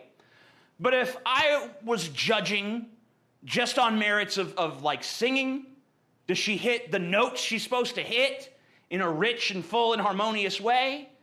Yeah, sure, she does. Is she the best you've ever heard at it? No. I've listened to live a cappella performances from Beyonce, and while I'm no expert, I'd say she's well above average, but nothing near phenomenal. If you want to judge for yourself, I'd say compare her to Whitney Houston. Now, I'm not a Whitney Houston fan either, by the way. It's not my kind of music, as I said, but look at Beyonce trying to hold a note versus Whitney Houston doing it.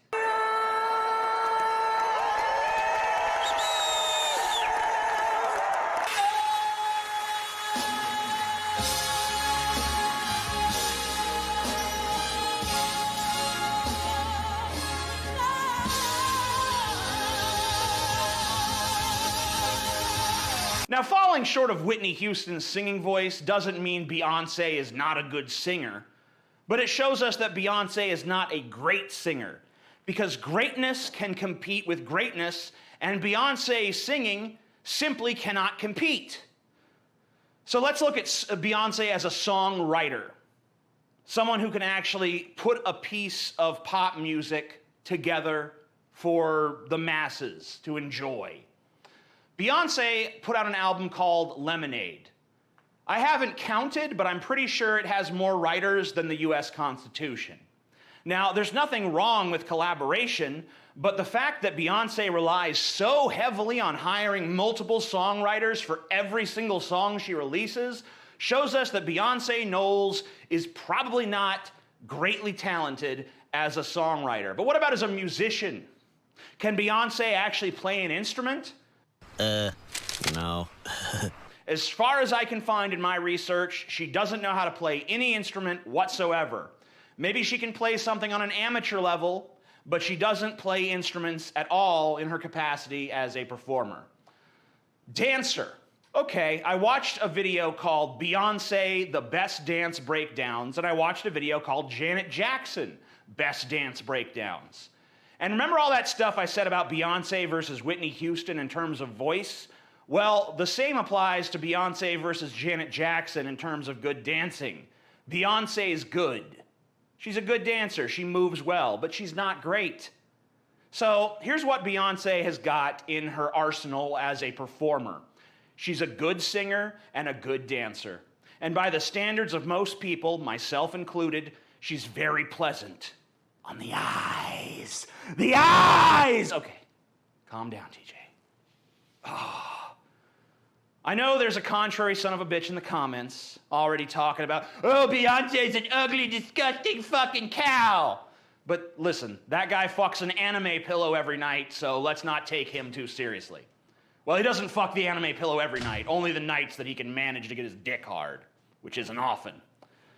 So does being a good singer and a good dancer with a good body and a pretty face make you a viable performer? Absolutely, it does. Does it make you an amazing, perfect goddess, worthy of getting your pussy eaten out on national TV by the First Lady of the country? No. Does it make you worthy of Hugh Jackman, the fucking Wolverine, saying that merely being in your presence basically made his soul ejaculate? Does it make you worthy of being worshipped as a goddess? Hey, guys. Boring 2021 TJ is back. Yeah, that video is called the Beyonce video. Pretty simple. It's on my main channel. You can check it out. It's from August of 2017. If you want to see the rest of it, it's always there. I think I might have missed someone's Streamlab or Super Chat while I was gone, too. Sorry about that.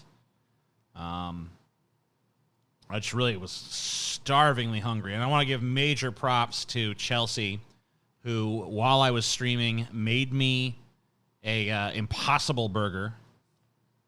I guess to commemorate my debate with the vegan kid from earlier. She made me an Impossible Burger. She says Impossible Burger is pretty fucking good, I gotta say. Let's talk about this shit here. This Sam Seder versus Steven Crowder mini debate. Here we go.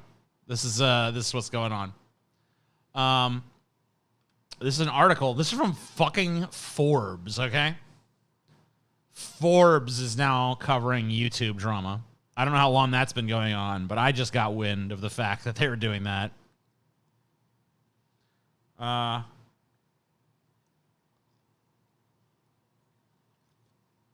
Sam Seder humiliates Steven Crowder after a surprise debate appearance. The internet laughs. YouTube provocateur.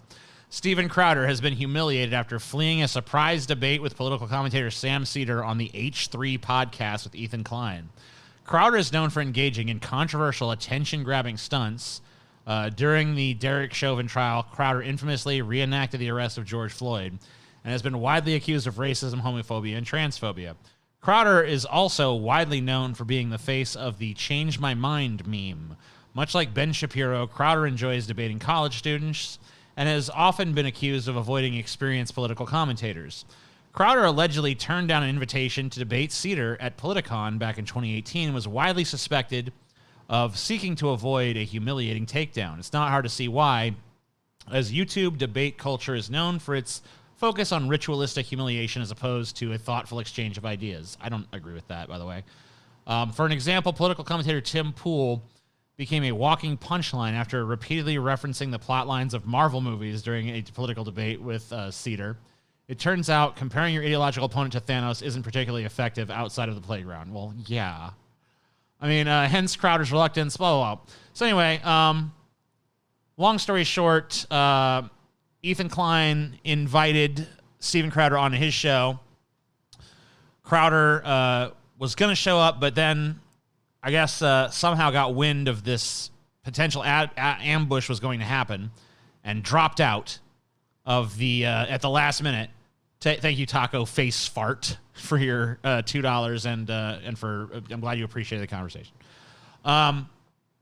So yeah, the Crowder fucking backed out because he found out Sam Seder was going to be there.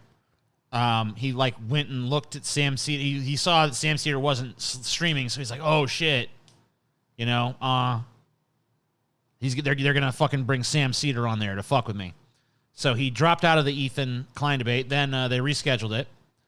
And then Sam Seder actually went through the trouble of pre-recording a stream and then pretending it was live so that Steven Crowder would feel safe to come on. He'd be like, oh, shit. He's streaming. There's no way they're going to bring him on to fuck with me. But, of course, they did bring him on. And Steven Crowder exited after not very long. This has been a debate Steven Crowder's been ducking for quite a while. After, I guess, there was some talk of it being agreed to at some point a while back. And ever since then, it's never, manifested. So Dan Arrow says, seeing Steven Crowder finally being made to face Sam Seder only to run away with his tail between his legs, shouting weird shit like, okay, then take off your glasses, feels so damn cathartic. Dylan Burns says Steven Crowder went as far as monitoring Sam Seder's show so he could avoid a debate with him. The amount of fear you must have of someone for you to go to these links to avoid them is otherworldly. P.S. Why would he admit he was monitoring his show while also calling Sam a nobody? I don't care about debate culture and find the entire genre largely pointless, but as someone who hates Steven Crowder, I am delighted by all of this. And then our buddy David Packman, who I think I've talked to David Packman on a few occasions, said the real test is whether this Steven Crowder, Sam Seder, H3H3 Productions thing is so outrageous that even Crowder's own followers abandon him. No chance of that. Or if even they are sort of Stockholm Syndrome Trumpians who will stick with him no matter what. Tell you, I think it's the latter so far. Oh, absolutely. I can't believe you even thought for a second it would be the former. Let's actually take a look at some of the moments from this debate. I'm not going to get into the whole thing because obviously you can go watch it there. I want to show you the moment when Sam Seder arrives and the moment when Steven Crowder exits the debate. Are like practice man love with children. Oh, geez. Okay, so this is what's going to happen. What did I tell you? He was going to do anything he could to avoid. Oh, there he is. Oh no, Sam Seder. What a fucking nightmare. I had no idea this was going to happen. I thought Ethan was a stand-up guy. This is where we are. Yeah, I told Dave, remember I told you? I said I guarantee you. Okay. So that's his reaction to it's like very like, okay, I see what's going on here. Yeah, all right. Yeah, there we go. It's like, whoa.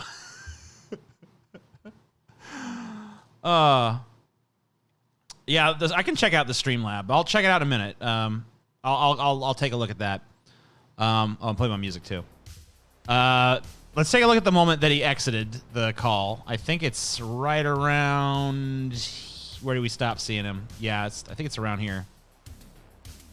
Let's take a look at the moment that which is not too. I mean, like, he did not stay on long once Sam Seder got there. One point. Hope you enjoy Politicon. Hold on, let me make one point, Steven. Take it easy. Steven, don't bail. Guys. I appreciate don't bail, you coward. Hey, Sam, one thing before I go. Can you take off your glasses? Steven? Hold on. One thing before I go. Can you take off your glasses? We just want to see. I just want to see if you take them off. If you have the Velveteen Rabbit buttons. That's the only thing I'm curious about. It's the only interesting part about it. Steven, Or if there's a soul. Just take off the glasses. Let's debate, Steven. Don't hide behind the glasses. Don't be a coward. Don't say let's debate, Ethan. You've lost Coward. All right. Debate the issues. What does it matter who you debate, coward? All right, good. You guys are good. Thank you. Coward. Won't even take off the glasses. I was right. All right, yeah, you can give it the X. You run away twice. Cold feet again. Come on, Steven. All right.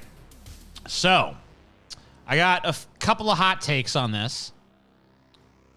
First hot take is, why has Steven Crowder been avoiding debating Sam Seder?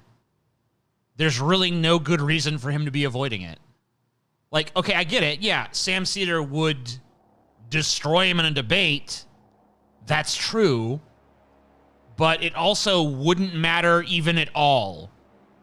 Like, if Steven Crowder shows up to the debate and just calls Sam Seder, like, you're a cuck, Sam Seder. You look like a dork in your fucking glasses, Sam Seder. I could kick your ass, Sam. Like, that's every fucking Steven Crowder fan on the face of the earth. Or if Steven Crowder just came dressed as Sam Seder, like, I'm Sam Seder. I'm Sam Seder. Oh!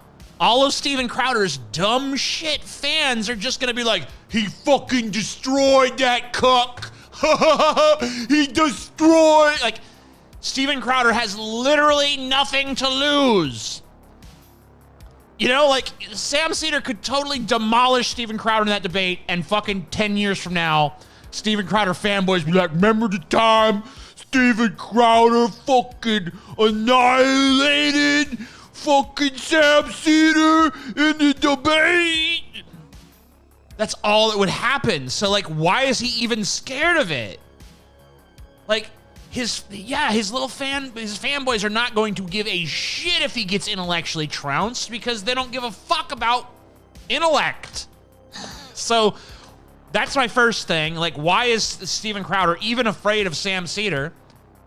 Because Sam Seder could not fucking defeat Steven Crowder in debate in the eyes of Steven Crowder's audience. It doesn't matter how fucking intelligent and cogent his points are. Second hot take, like, why didn't he just do that here?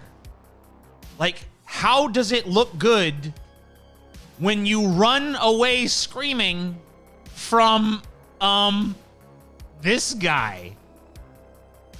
Not him. Where's Sam? There he is. Yeah, like, this guy shows up and you're like, I'm out. I'm out, you guys. I gotta go. It's too much.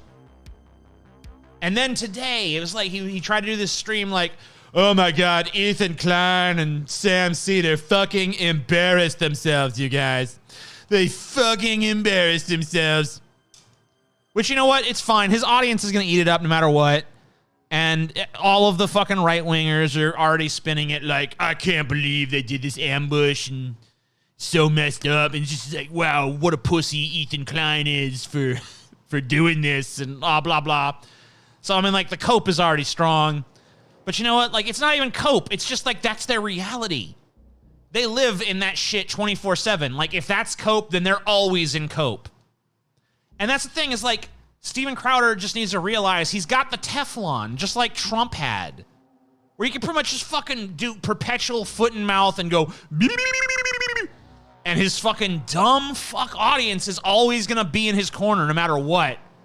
So just show up to the debate, whip your dick out, waggle it around, call fucking Sam Seder a cuck, call him Four Eyes, tell him that if you went to high school together, you'd have shoved him in a locker, and guess what? All of your fucking frat boy fucking goddamn audience is just gonna eat it out of... wow, Steven Crowder fucking destroyed that libtard. Like... So what is the fucker even afraid of? It makes literally no fucking sense to me. Tokyo Aoi, I don't know how to pronounce it, sorry.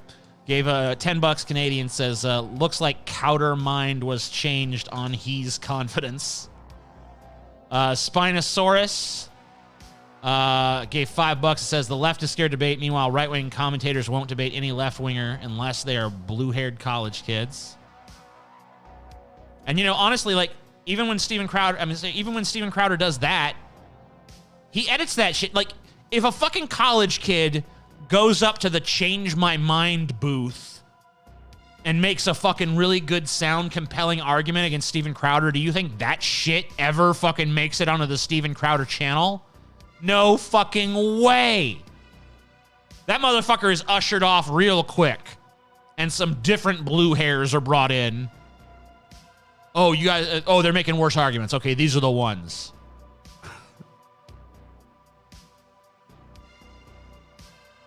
I really think that Steven Crowder is missing an opportunity here. He should just do it. Just debate fucking Sam Seder and call Sam Seder a cuck bitch. And your audience will eat it up. And Sam Seder's audience will eat it up. And everybody will just be the same. No one's mind is getting changed.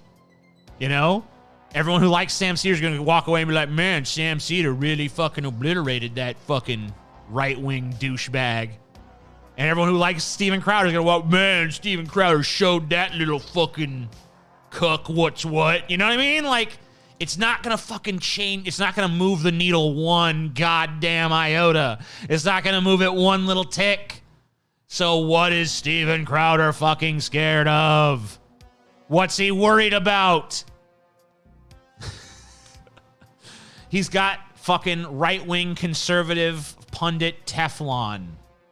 There is no amount of stupidity that you can get away with any fucking level of stupidity as a right-wing commentator. Okay? Especially on the level of fucking Steven Crowder. The only thing Steven Crowder couldn't get away with is like making a rational, cogent fucking point. That's when his audience would fucking turn on him.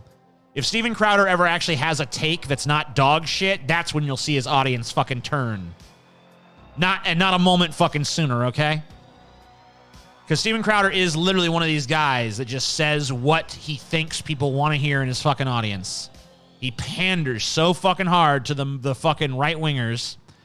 He is not a fucking independent thinker. He's not fucking... I mean, he's like literally just like, I'm going to make fun of people. Like a Sam Seder. That's why he was doing the weird thing with like, take off your glasses. I want to see if you got buttons for eyes like the Velveteen Rabbit or whatever the fuck he said. I don't know what the fuck is going on with this shit. Steven Crowder has blocked me on Twitter forever ago, man. Forever ago. Way back in the day. Because I did that video about him. Liar, liar. Check that video out if you ever want to fucking watch one of my videos on Steven Crowder from back in the day before it was popular to shit on the guy. I was shitting on him first. Okay? Long time ago. But you know, like Steven Crowder, literally you cannot... He has no level of shame. You cannot fucking embarrass him. So I really don't get... I think it's just a matter of principle for him at this point, right? Like, he didn't want... He said he didn't want to debate Sam Seder at Politicon, and now he's just, like, philosophically opposed to the idea that he would ever debate Sam Seder. Yeah, that's basically fucking what I got on that, though. Pretty funny fucking incident. I don't normally comment on these little political debates and stuff, but that was just too rich. So, yeah, like the buttons for eyes thing, what was that? You know what I mean? Like, what even was it? It was like, yeah, you got buttons for eyes. Like, huh? Are we doing... I mean, I don't even... Seder's reaction to it, too, was just like... What? It's like, I don't even know what to do with that, bro.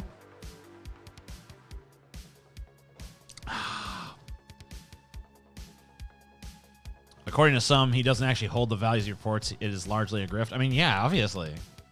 Steven Crowder has no fucking principles or values. Like, that's obvious. Motherfucker, I don't give a shit. That's why once again why I don't understand what this, like, what is his aversion to this debate.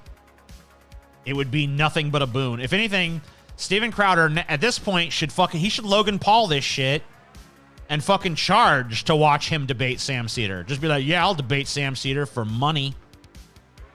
Him and Sam Seder should get together and be like, yeah, let's do this debate. Sit down in a room somewhere, talk for 2 hours, fucking live stream the motherfucker. Charge fucking $5 to even fucking watch it, you know, $10 even. People pay that shit. People pay like fucking $50 at this point, probably. They probably pay pay-per-view prices to watch this fucking debate happen now. Those motherfuckers could clean up. And you know what? Neither one of their reputations would suffer one lick. Because all the Steven Crowder fanboys already hate Sam Seder, and all the fucking Sam Seder fanboys already hate Steven Crowder, and no one's fucking moving. No one's changing sides. No matter how it goes. No matter what happens in that debate, Steven Crowder will win in the eyes of the Steven Crowderites, and Sam Seder will win in the eyes of the Sam Sederites, and nothing will fucking change. Except for they'll both be a little richer, so... Them guys need to fucking... they need to get on that shit, bro. Let's talk about this very... Not that big of a controversy, but a little controversy. A little bit of controversy. So, Disney is remaking Snow White, okay? As they've gone through their catalog, they've been remaking every fucking thing under the sun, as you guys probably know.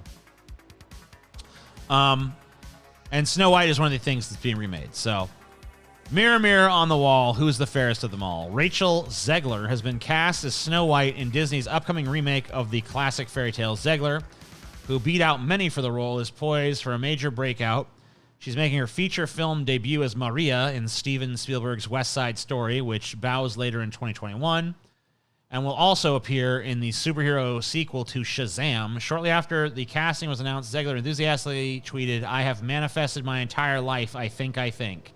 She also shared a video on Twitter meeting the Disney princess with the caption, "Homegirl, we have lots to catch up on." Mark Webb, whose credits include 500 Days of Summer and The Amazing Spider-Man films with Andrew Garfield, is directing the movie. Production on the still untitled film is expected to begin sometime in 2022.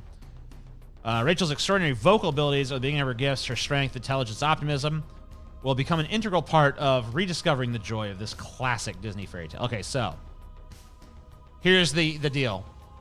Snow White is called Snow White because her skin is supposed to be as white as snow. Like, it's literally like if you were like, all right, we're making a movie of the song Black Betty, and Black Betty is going to be played by, like, Scarlett Johansson. You know what I mean? So there have been some voices on Twitter who have been opposed to this casting choice, and like, oh, you know, she's not white. Why is she playing a character that, like, most characters are canonically, like, it doesn't really matter what race they are, but Snow White, like, it's right there in the name that she's fucking white. But here's how I just bypass even giving a shit about this issue. The Disney remakes are terrible, and this movie is going to suck ass. So it's not really even worth worrying about the race casting shit. Like, it's not worth even having this fucking argument over, okay? It's not worth worrying about. It's not worth being like, you know, I know we have this argument sometimes, and usually I'm pretty firmly on the side of I don't give a shit what race the character is cast as, unless there is some compelling reason why the character needs to be a particular race. I think the casting should be open to everybody. You know, it should be open to anybody who fucking fits the role. In terms of, like, what performance they can do. But there's obviously some characters that, for fucking strong reasons, need to be a certain fucking race, you know? Like, there's certain characters, like, if you're playing a fucking, you know, a slave in the fucking old South or something, you should probably be black. If you're playing, like, a fucking famous jazz musician, even a fictional one, you should probably be black. You know, if you have a character who, like, part of their fucking innate makeup is that you know, their black heritage means a lot to them, then obviously they should be a black character. If you have a character that's, like, Latino, then they should, you know, there's some reason, like, the fact that this character has Latino heritage is very important to the story. Okay, yeah, you got to cast Latino. Snow White, like, the whole thing about, like, the reason she has that name is because her skin is supposed to be white as fucking snow. The story comes from, like, Germany, doesn't it? Isn't it like a fucking German story? So I guess there's probably I mean, this is like an instance where there is actually a pretty strong impetus for the fucking character to be white. But it's hard to even really give a shit when this Disney remake is gonna suck like every other fucking Disney remake. Like, it's not even worth having the fucking dialogue over. It's not even worth getting into the amount of shit that's gonna be flung. It's not even worth like going into fucking battle for and being like, oh man, they screwed this character over. Yeah, what character hasn't the Disney remake screwed over? You know, honestly, I'm glad that she was cast for her voice. I hope it actually is a good voice because, you know, when they cast for appearance, you get Emma Watson playing Beauty in the Beauty and the Beast remake and having to be fucking auto-tuned to do the songs, which sounded fucking awful. But yeah, I mean, like, I normally don't really give a shit about the race of characters. I don't care that, like, oh, they changed the race of this person or that person. You know, I'm like 95.8% of the time the person who doesn't give a shit. But I guess in this instance, it kind of seems like Snow White should probably be fucking white. Or at least very fair-skinned. But like I said, it's not even worth going into fucking battle over because this movie's gonna suck. But I guess if you want to argue with me, you can. I'm just not going to argue back because, once again...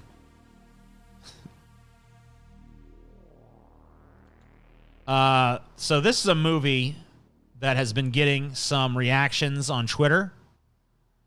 This is a Karen movie decried as Jordan Peele knockoff after trailer drops. So, a trailer for the new film Karen prompted widespread derision after viewers branded it a ripoff of Jordan Peele's Get Out. The film... Okay, so I want to show you this fucking... it's true. I looked into this. There's a shit ton of people all over social media. They're like, oh, this fucking total ripoff of Get Out. Total ripoff of Get Out. I want you guys to check out this trailer, and I'll give you my opinion after we've kind of made fun of it. I'm going to go ahead and kill the music here. Guess this is a long way from East Point. Baby, you just gotta give it a chance.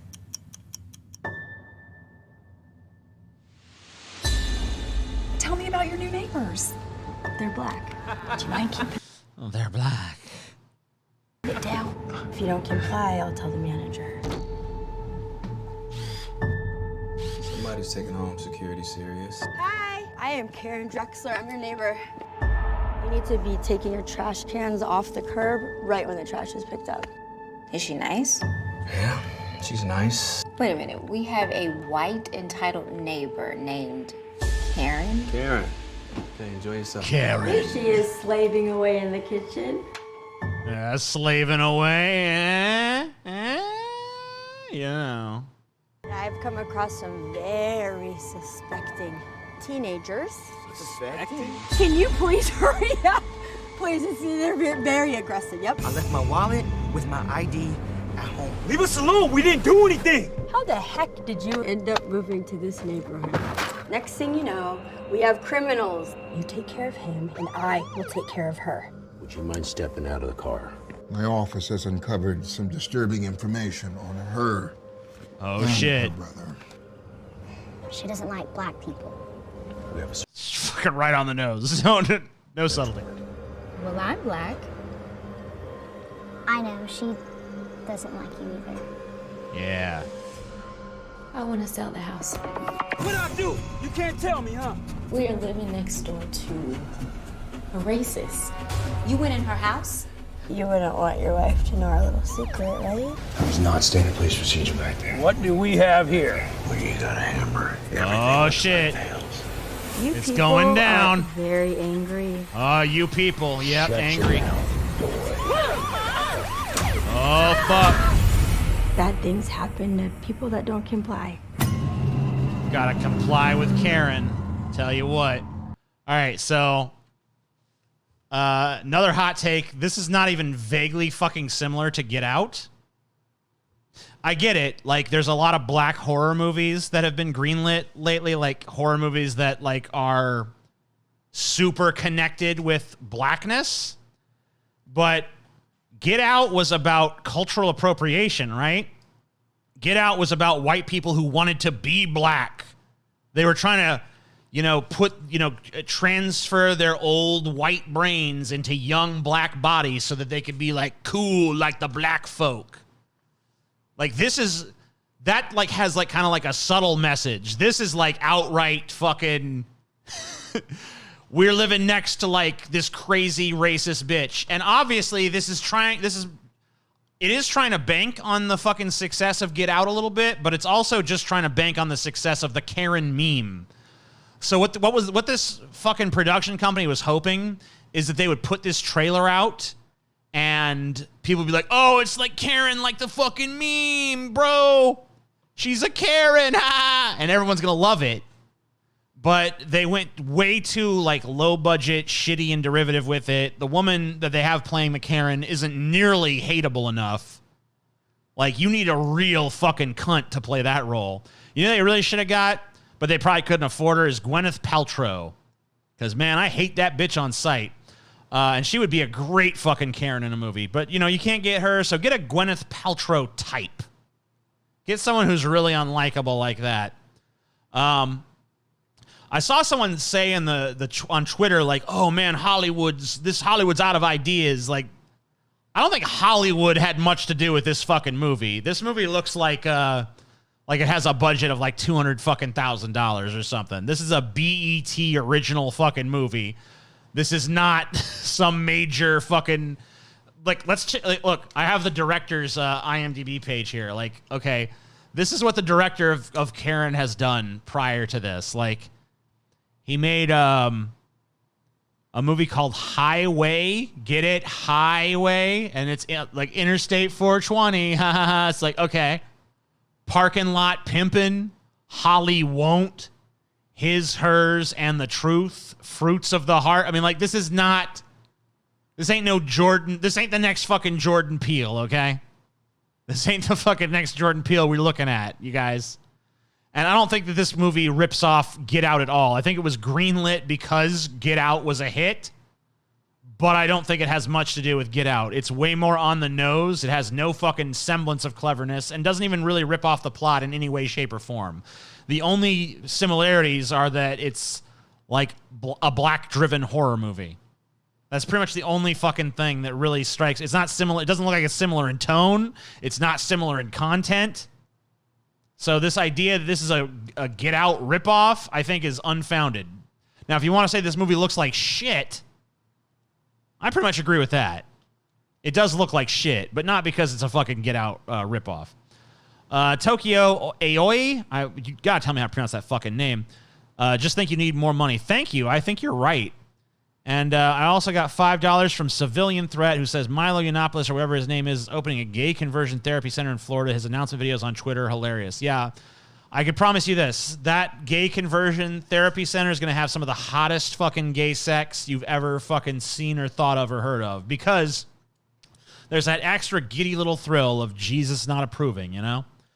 Because, you can have gay sex in a fucking stable and loving, environment, and, it's good, but if you have gay sex in a fucking environment where Jesus is looking over your shoulder and you get to fucking feel Satan breathing down your neck, like, that's a little bit hotter, right? So, boom.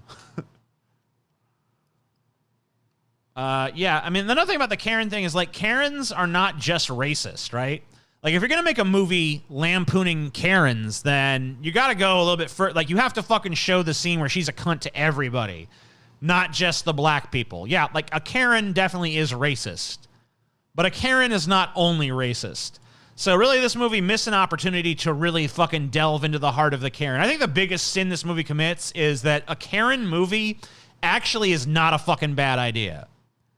A movie about the fucking stereotypical Karen would actually be a pretty cool thing, but it needs to be like more of a tongue-in-cheek satire, over-the-top kind of affair.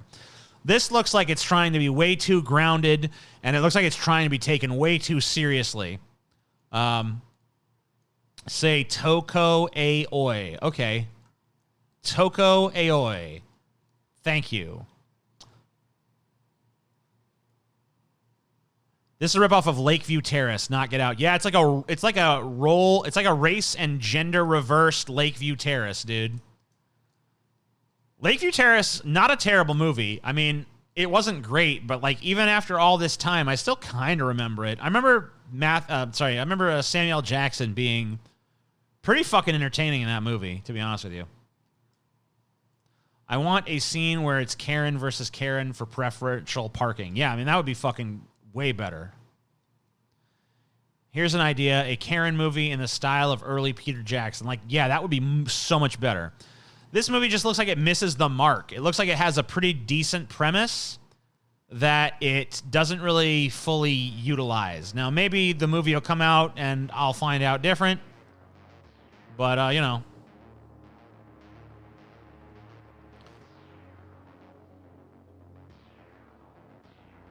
Yeah, we'll get into the Tyler, the Creator stuff here. So, Billie Eilish apologizes after video surfaces of singer mouthing racial slur. Superstar singer Billie Eilish has apologized after a video surfaced of her apparently mouthing along to a song as an anti-Asian racial slur is used. 7-time Grammy winner Eilish posted a statement on her Instagram stories Monday addressing the edited compilation of videos, which was widely circulated earlier this month. In one clip, Eilish mouthed an anti-Asian racist slur. In another video, she apparently imitated an accent. I am appalled and embarrassed and want to barf that I ever mouthed along to the word, the 19-year-old wrote, adding she was 13 or 14 at the time. The song was the only time I'd ever heard that word, as it was never used around me by anyone in my family. Regardless of my ignorance and age at the times, nothing excuses the fact that it was hurtful, and for that I'm sorry. So here's the thing.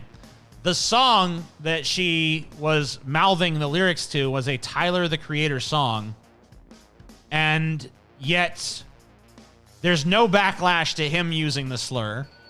There's no backlash to him actually writing the lyric, recording it, okaying it, putting it out. But Billie Eilish is going to get shit because she lip synced she sang along to it. Didn't even say the word, just mouthed along, just lip synced to the fucking song when she was 13.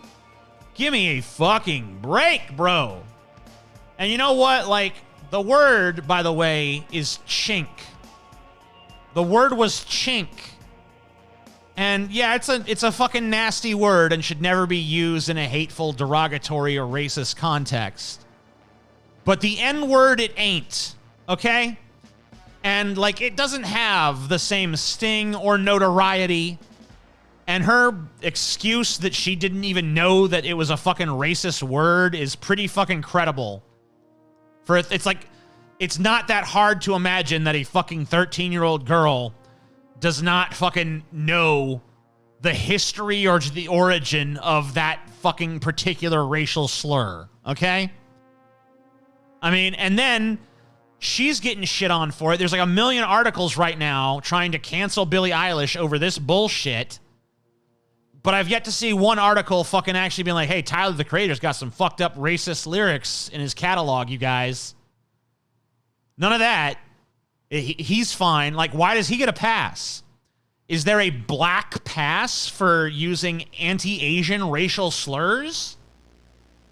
I understand why black people can say the N-word with impunity, but black people can say the fucking, you know, the C word. Well, that has a different connotation. But they can use anti-Asian racial slurs with impunity because they're black? Is it just like oppression Olympics stuff? Like, well, we're oppressed, so we can say things that oppress others that are the victims of the same fucking sort of racism that we are normally against? Black people can't be racist even towards non-white people, the entire internet apparently. Yeah, like, that doesn't make sense. Like, we all recognize that there is some, like, anti-Asian shit going on in this country right now, right? Because tensions are rising with China. Tensions are rising because of the COVID-19 thing. I have a fucking Asian friend who was over here a few days ago. Sort of this, like, hippie dude that, like, you know, comes around every now and then. Not, like, super close friends, but, like, you know, he pays me a social visit every now and again. He's told me that over the past fucking year, the anti-Asian racism shit has been, like, out of fucking control for him. Where it's, like, a constant fucking factor in his life. So, you know, it's not just like, oh, well, whatever, it's all cool and it's all good and shit. It ain't. It doesn't matter who fucking is doing it. It doesn't matter if it's a black dude. You know, I'm not saying Tyler the Creator should be fucking canceled over some shit, but you know, if you're gonna fucking give someone shit for mouthing the words, then you better give a fucking greater ration of shit to the motherfucker that wrote and originally sang the motherfucking words in the first place. Because it wasn't like, we're not talking about a song that came out fucking 50 years ago, all right? We're talking about a fucking song that came out in like 2013 or something. We ain't even fucking a decade past the motherfucker. Do I recognize Taiwan as a country? Sure, but you know what? Ultimately, I'm not even fucking with this country shit. I'm for the fucking eradication of the borders that separate human beings from one another. And that means the end of fucking nations. That means the end of fucking national sovereignty. That means uniting as one species, joining hands and singing fucking Kumbaya, all right?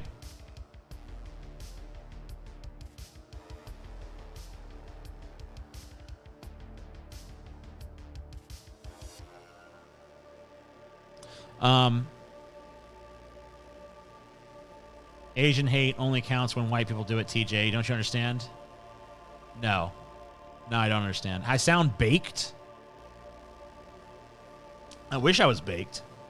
Am I still your black friend, TJ? I mean, not really. You're kind of crazy. You're like an Alex Jones nut. You fucking believe in all kinds of wacky-ass conspiracy theories. I haven't seen you in fucking years. I mean, you're like my black friendly acquaintance at this point. So I want to talk about something that fucking happened.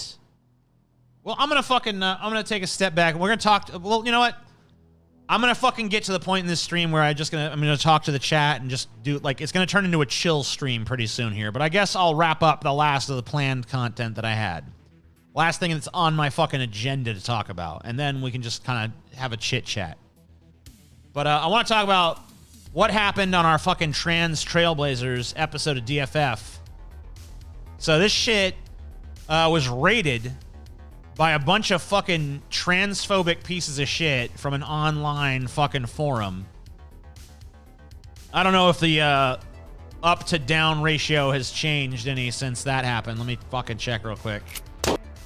Yeah, I mean, now the upvotes have overtaken the down. But yeah, we were rated by a fucking bunch of assholes. We had to shut down our live chat. We had to shut down our comments because they were flooding it with fucking really nasty ass bullshit. So I want to just thank those motherfuckers and say you've pretty much guaranteed that there will be a Trans Trailblazers sequel. By the way, one of our better episodes, if I do say so myself. You know, I don't fucking give a shit. You want to fucking have a fucking stance against trans people? I don't fucking agree with you. I think that's a fucking shitty position to take. But I'll respect your right to have that fucking position. But there's a line between that and bigotry. And I ain't tolerating it here in my fucking forum, all right? You ain't plastering that shit on my fucking episode. You ain't plastering that shit in my fucking chat. You want to have a fucking discussion? Okay. We have a fucking discussion. You want to just fucking throw around some fucking nasty ass slurs and fucking attack people who are already super vulnerable? And fuck you. You're a piece of shit. I fucking originally, this thing at the beginning just identified the group that had rated us. I'm not gonna fucking do that though. I'm gonna fucking just I took all mention of the actual fucking thing out and I replaced it with this.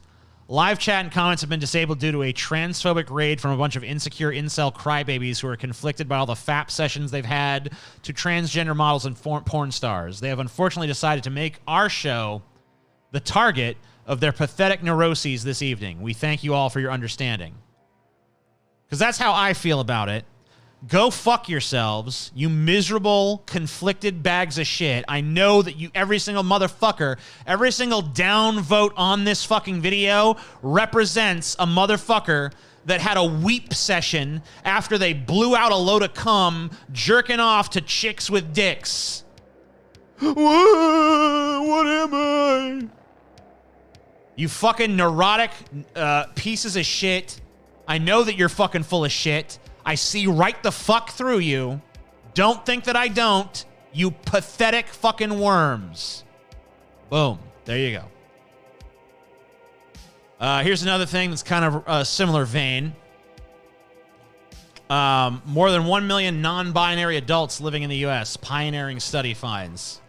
Way larger than... so this is an interesting thing about this. I'm just going to skip right down to the...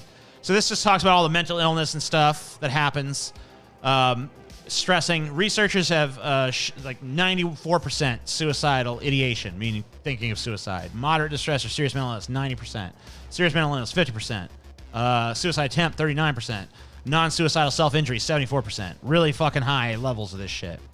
So research has shown that the stress from being in a minority, stress from being a sexual and gender minority in particular, is related to psychological distress, and being non-binary is a unique kind of gender minority experience because you are constantly surrounded by binary identified people. Much of the mental illness is a reaction to treatment, not in and of itself because someone's non-binary, he said. Basically, in reaction to how they're treated in day-to-day life. Just like how fucking someone, is perceived by their peers after they begin identifying as non-binary is psychologically damaging. So here's what we got. So you see the overwhelming majority of non-binary people, 18 to 29, 76%. 30 to 45, 16%. 46 to 60, 8%. So why is it so disproportionately these young people? Well, the conservative explanation for that would be something akin to, well, they're being brainwashed. But I think what really is going on here is that people are more and more starting to wake up to the fact that gender is a fucking construct. They're more and more waking up to the fact that you do not have to be pigeonholed into a particular social caste based on your genitalia. And they're beginning to reject those norms. They're beginning to think outside of those very limiting boxes that we are furnished with.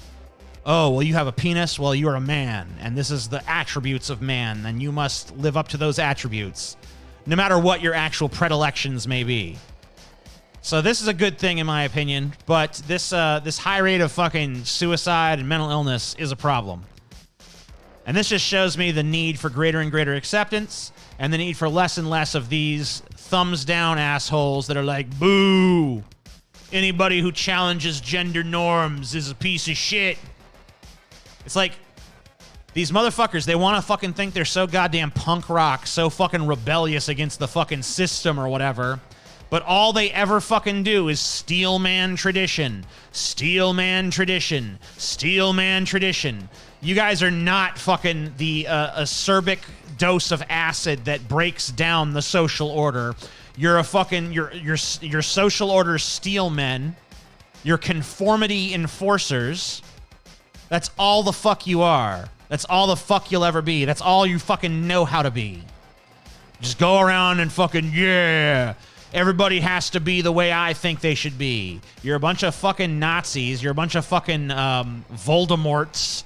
You're a bunch of fucking Emperor Palpatines. You're literally whatever fucking stereotypical Skeletor-esque maniacal cackle fucking villain there is with a 2D fucking agenda. That's you, motherfucker. And it's fucking sad because you're not even real people. You're just fucking programs in the goddamn Matrix. You're the fucking agents of order, all right? You're 100% in the pocket of the system. The idea that you in any significant way oppose the fucking status quo is a fucking joke, bitch. Anyway. Yeah, we know where it came from, but we're not fucking giving them fucking props for it. Anyway.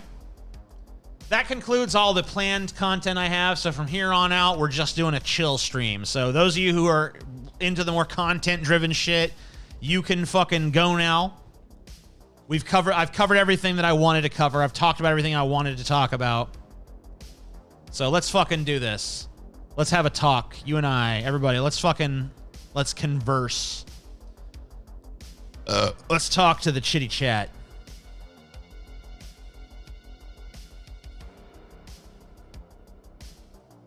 I got through all that shit quick. I need to pace myself better. I just went from one thing to the next. Boom, boom, boom, boom, boom. I need to fucking figure out a way to make these rants last a little longer. I need more fluff. My only question is, why do trans people commit forever, sleep more often than those who were in concentration camps? Is it just a negative social pressure, or is there other factors? People in a fucking concentration camp still have the solidarity of their peers, okay? I mean, think about it. It's like the very same experiment that I referenced when I was talking to MouthyInfidel earlier, where you have a person who's alone in a room, it starts filling with smoke, and they leave. Almost instantly. They're like, oh shit, it's dangerous in here, I gotta go. If you fill a room full of people with smoke, they all start looking to each other to see what they should do. That's because human beings are individuals second, groups first. When we are in a group, whether we like it or not, whether we think we're doing it or not, we are looking to other people as an indicator as how we should behave, how we should be. What's acceptable, what's not acceptable. This is even more pronouncedly true, I think, in the age of social media, where, you know, even the slightest transgression from the social norm can get you canceled, or can get you to be, you know, the victim of, you know, a harassment campaign.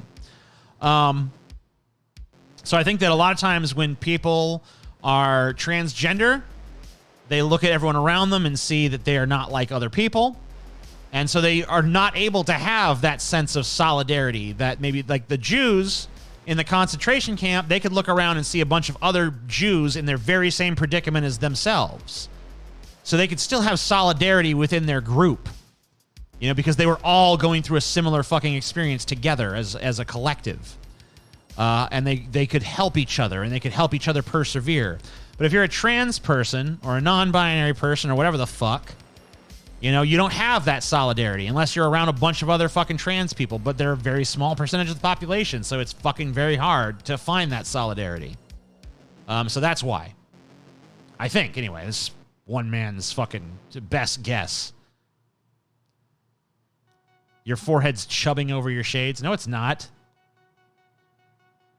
I don't really have that much forehead chub, so whatever. And these aren't shades anyway. These don't even have lenses in them, so how could they be fucking shades?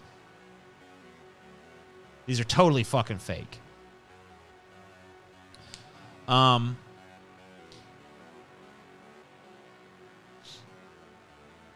TJ's beard never smells as good as Paul's. I'm not as concerned about body odor as Paul is, so I'm pretty sure that Paul's beard probably does smell better than mine. By the way, if you guys like this show, you know, maybe kick a little... I'm ready for some Super Chat stream. Oh, I was supposed to look at that Streamlab. That's right. Good on me for reminding myself of that. I actually had a Streamlab that I missed when I was on that little break to go eat my veggie burger. My Impossible burger that my wonderful, gorgeous little wife Chelsea made. Go log into this here. Excuse me. Sorry about that. Okay, yeah, that one. Let's see what we got. I don't have a Streamlab here. All right, so 1 hour ago, and hopefully this person's still sticking around here. If not, sorry about that. I missed your thing. People didn't donate during the discussion because they were engrossed with it. If you did a Q&A session after the vegetarian discussion, that would get answered at the end and not distract from all the flow. Bring those spanking sound gifs back you used to. I don't think I can do... I don't know, spanking might be a little too much for present-day YouTube. I'm not even sure if the butt gifs are ultimately going to be okay, but yeah, it's no big deal. Yeah, I'm glad people were engrossed with the discussion. It seemed like a good one.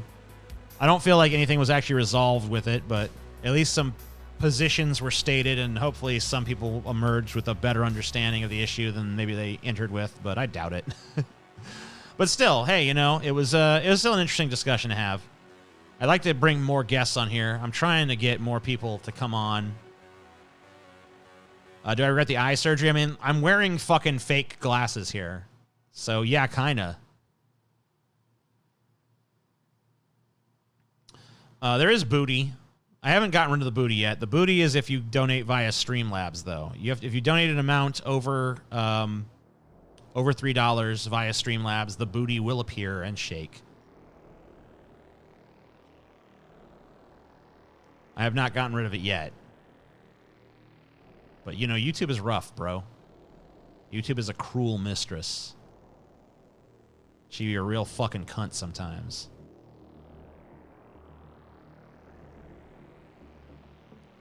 What makes you choose vegan food sometimes? I mean, so in the case of the Impossible Meat, I mean, it really is not... It's a pretty decent hamburger, honestly. Like, is it as good as a beef hamburger? Fuck no.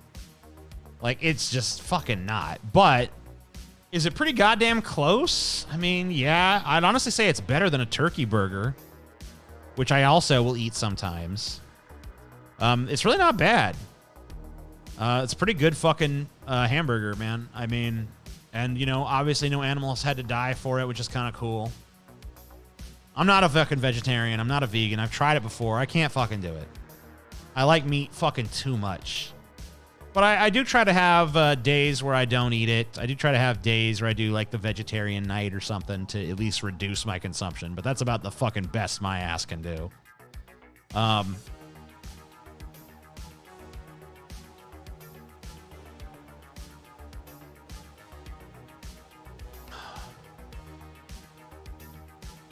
Fatness makes you choose vegan food. Not really. No, I don't really give a fuck about that.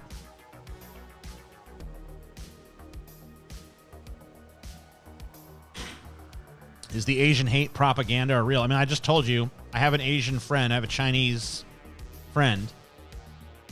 Chinese, you know, ancestry. He was born here, not born in China. But, you know, he said, like, it's been really bad. I have no reason to doubt him. I mean, we've seen a rise in hate incidents as well.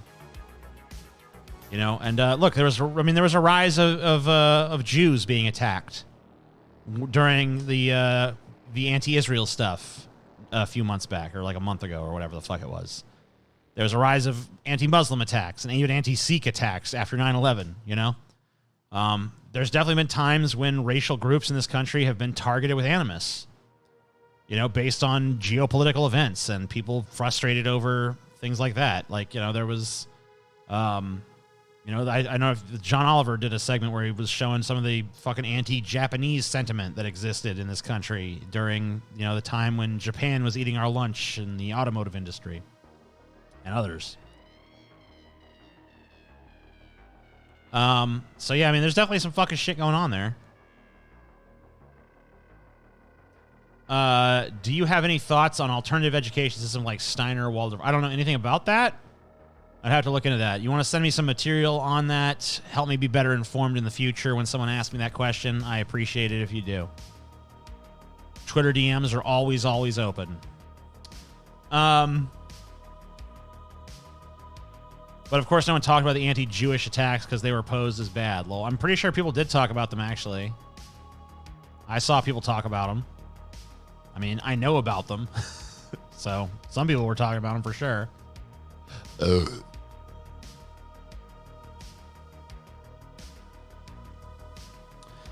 If we erase our past, how do we avoid repeating it? How are we erasing our past? Who's erasing our past?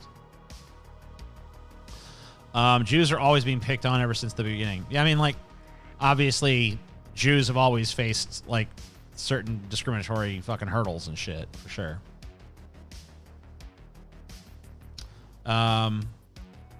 Yeah, I've watched Pervert's Guide to Ideology. It is fun. I want to watch it again. Unfortunately, my wife is driven absolutely fucking nuts by the way Zizek fucking talks, which, you know, can't really blame her because he does sound like he needs. If transphobes are closeted LGBT, why are LGBT people like this? And is it really their fault or just victims of society? I'm not even saying that transphobes are closeted LGBT. I'm just saying they've definitely fucking spanked the monkey to some trans porn before. You know, I mean, like, you go to the places they frequent and there's all kinds of that material there. Like, you know, out of one side of their mouth, they're like, these degenerates are fucking disgusting. But then, you know, they are those degenerates. So it's fucking pretty lame. TG, you missed the funniest part of the transphobes. They were trying to call me trans when I'm not, last time I checked. Yeah, I mean, they thought Kuhlman was a man, dude. It's fucking crazy.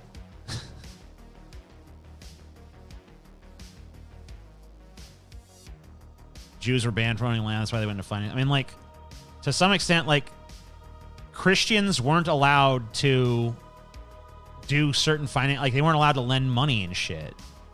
They weren't allowed to charge interest, right? So there was, like, some fucking shit that forbid that. So, like, Jews, like, filled that role out of necessity in society because society does need that person in that role. But when you have a doctrine that says Christians can't do it, then someone else has to. And that was a role that was assumed by the Jews. And a lot of times when times got really bad, the king would be like, hey, oh shit, everything's fucked. Well, that's the Jews, the greedy damn Jews that want their money. So kill them, not me. So basically they were a buffer for the king, you know? Whenever the king fucked up, he could just blame the Jews. And the people were like, it's time to fucking run out the Jews again, you know? They're overwhelmed. Not trying to be transphobe, but is non-binary considered trans or neither trans nor cis? I feel like it's usually considered trans, but I don't really understand why. It feels like it's kind of its own separate sort of distinction, but whatever. Can you take this BDSM kink quiz? I can send you the link in a separate message. Love you. I'll have to vet that one. Because if it's too explicit, it might actually get this stream fucking like 18 plus or something. But yeah, you can message it to me. Do you think Israel's kind of sacrificing their martyr status now, though? Yeah, I mean, I think people are more and more seeing through what Israel is and what it does. I mean, I have a friend who is extremely Jewish. Okay, not religious, but culturally extremely Jewish. Very, very stereotypical, like New York Jew. I mean, I actually have two friends like that at this point, but one is super Zionist, but the other one is way more rational and does acknowledge that Israel is a fucking apartheid state where Palestinians are treated like fucking shit. And there's a whole other sort of system for them. Like, you know, when it came time to vaccinate the country, the Jews, the Israelis, they got their vaccines. And then afterwards, it's like, okay, I guess the Palestinians can have some vaccines, you know? There's places where the Palestinians are forbidden from going. There's services the Palestinians are barred from using. You know, it's if the Israeli government shows up at a Palestinian, you know, house and says, out, this is now the property of an Israeli. You know, they have no recourse. They have no rights. So that's fucked up. That shouldn't be allowed. Yeah, Howard Blum is the super Zionist one.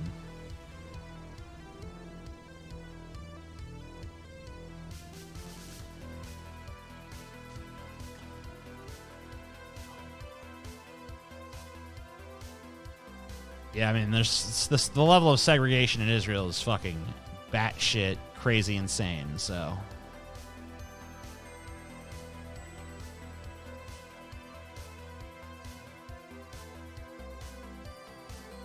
Debate Howard Blum on Palestine. See if you can speak 2 sentences in a row. I think someone a little bit more with a little more expertise on the situation should probably be the one to take on Howard on that, because he's going to know a lot of obscure data on the subject that I'm not necessarily going to have fucking easy access to on the fucking fly.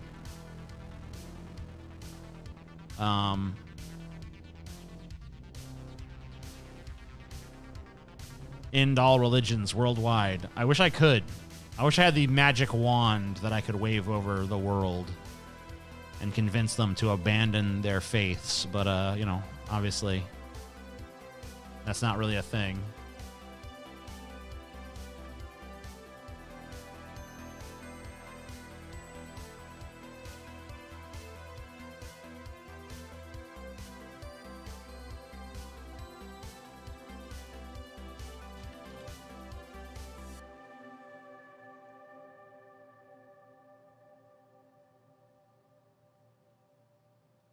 Non-binary neckbeard says, as a non-binary person, I feel more like a woman, even though I don't go by she. Depends on who you ask, I guess. Can I ask your sex, or would that be rude? How are they segregated? I mean, I went into like several ways just now. Like, they literally were deprioritized for the Israelis got the vaccine before Palestinians did, even though they both have the same government, right? There's like literally streets that Palestinians are not allowed to drive down or walk down. There's literally areas that Palestinians are not allowed to be. If Palestinians can be kicked out from their homes with no recourse, there's no system whereby they can challenge it. Oh shit. Fuck. Ah. Playing Vorball. Sorry. Why is that dude frozen? Is he really frozen or is he faking? That guy's gonna eat him for sure. Did he just go around like a perfectly fucking valid thing and come at my ass?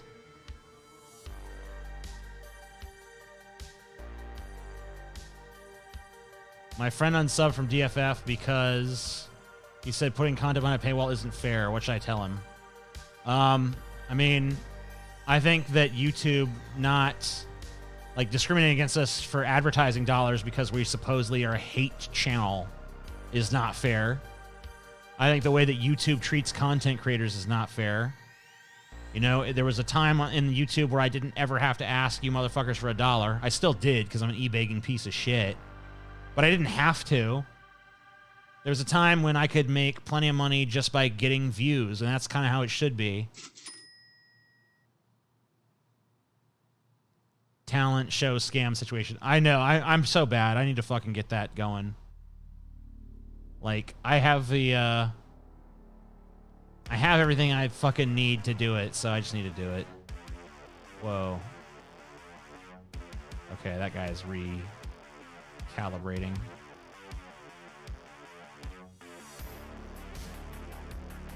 Oh shit.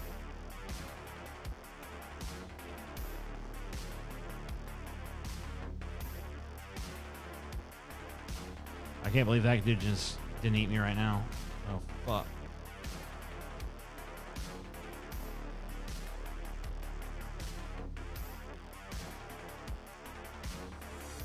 Are these people like blind? Like both those dudes just walked right into me. I'm assuming they're bots, maybe. It's funny, the ones that are actually labeled bot tend to be a little smarter. I was born male. Okay, thank you. You didn't have to super chat it. I'd have, whatever. Why am I complaining?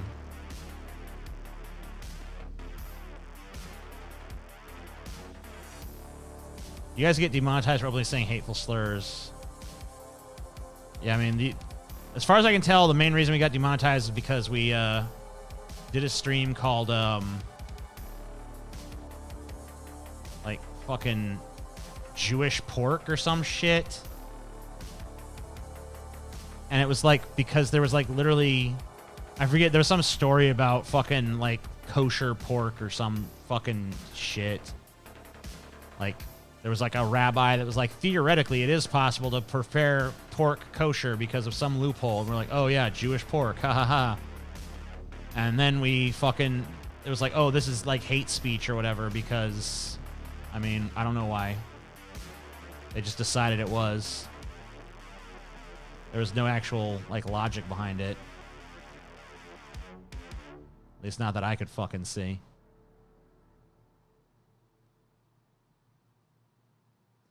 So yeah, we got in trouble for that. We did a fucking story about, it wasn't even a real story. It was like a fake news story, but we covered it because it was so interesting. But it was basically like gay Nazi wedding, you know? These are like, we're gay Nazis and, you know, we can still get married even though we're Nazis. And we're like, okay, that's pretty funny. So yeah, I mean, like, it was kind of cool. We dug it, you know? And it was kind of bullshit, though, you know? Like, so both the times we got in trouble for shit was, like, total nonsense. So, I mean, like, I would just tell your friend that's like, oh, man, why are they doing this? Like, that's wrong to put stuff behind a paywall. It's like, well, like, we're trying to make a living on the fucking platform, dude. I don't know what to fucking tell you. Like, that's how it has to be done these days. We can either do that or we could fucking make our content PG. Do you want our content PG? Does anyone want our content PG? Would anyone even watch a fucking PG version of this shit? You know what I mean? So, I don't know. Seems like a bunch of bullshit.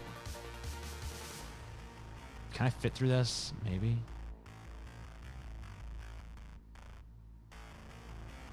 Shit.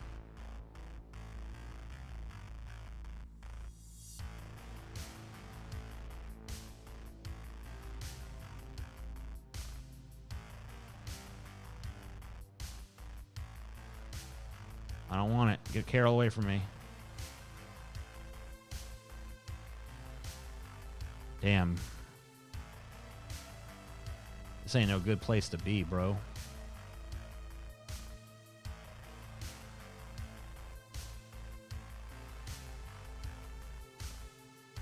Y'all think I could pass through that?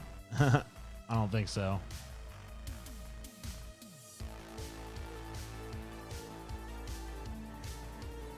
Shit.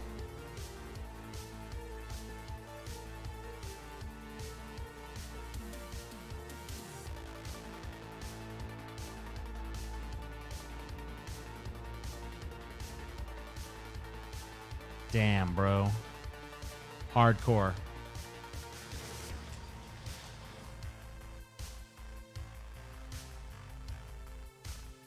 Name one thing Alex Jones was wrong about. I'll wait. I mean, he was wrong when he said that the children of Sandy Hook were not actually murdered.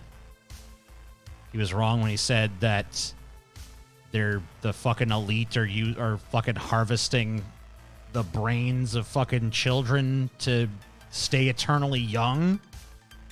He was wrong when he said that there's chemicals turning the freaking frogs gay. He was wrong when he said that there were literal pot-bellied vampire goblins that are trying to do whatever the fuck. I mean, like, what has he been right? What's he ever been fucking right about? Nothing. Motherfucker's a stupid fucking jackass. And anybody who believes him is a fucking dumb dupe bitch. He's also lying by... You know when the biggest lie he fucking tells is that his supplements actually fucking work. And are not just, like, balms for dipshits. How about that? How about that as a fucking lie, for one thing? That's his most fucking monetized lie any fucking way. I mean, the motherfucker's literally talking about vampires, goblins, all kinds of fucking wacky shit that doesn't even fucking exist. And by the way, if the elite of the world, like, actually had a fucking elixir of youth, then why do so many of them look so fucking old and decrepit, like mummies? Why does Hillary Clinton look the way she does then? You know what I mean? Is it just age makeup to hide the fact that she's actually eternally fucking young? How come Prince Philip looked like such ass?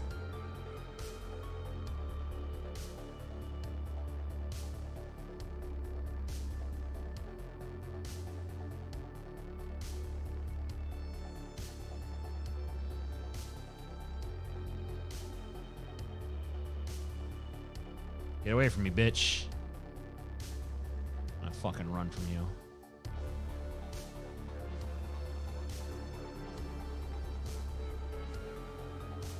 Go find something better to do with your time, huh?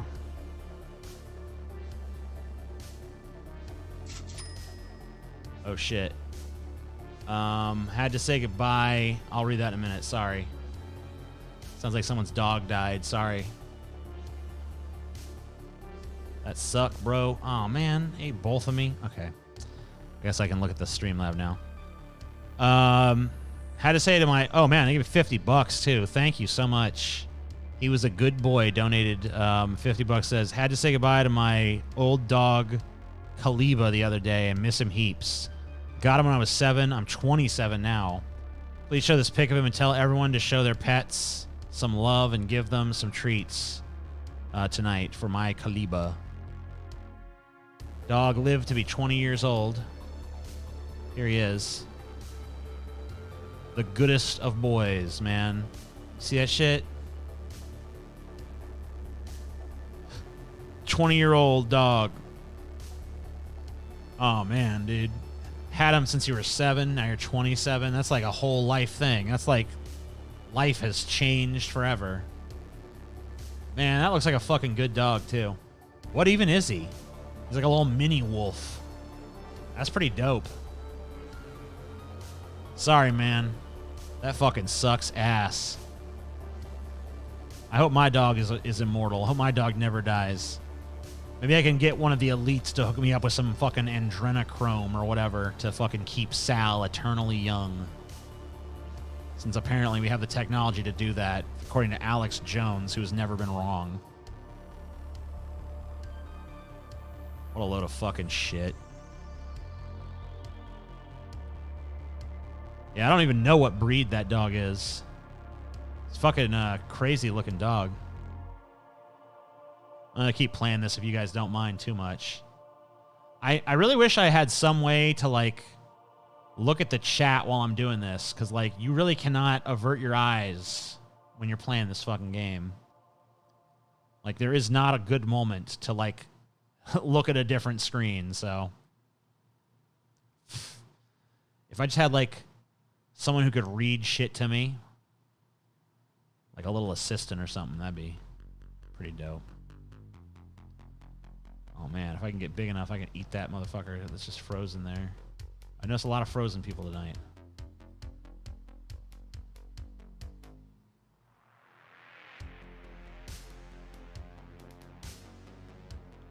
How is it this motherfucker can stay perfectly still and not get eaten like this? But my ass, like, I tell you what. Oh, shit, that motherfucker. He's coming at me. He's coming my way. Oh, man, I wonder if I can eat one of those. They're going to recombine soon. All right, I don't want to be there when they fucking come back together. See a lot of these bots going on. I don't know if they're actual bots. There's a lot of people behaving very strangely right now.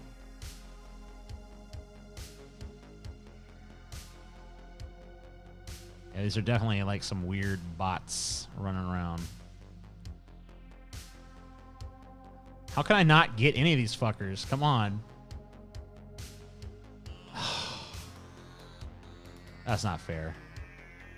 That's not fucking fair at all. I think he was Chelsea. Lol, that was my impression anyways. What? Oh, yeah. I mean, Chelsea's done enough. She aids and assists me with all kinds of matters, so I'm not necessarily saying for her to do that. I just, I don't know.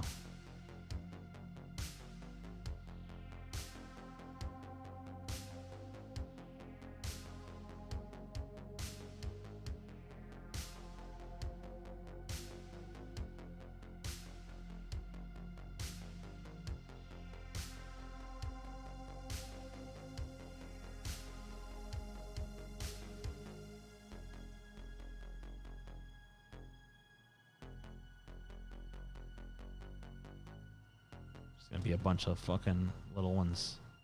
They're gonna move faster. At least.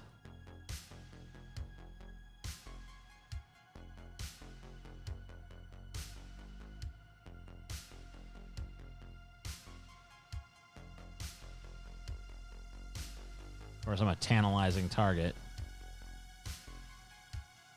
That's the exchange you make.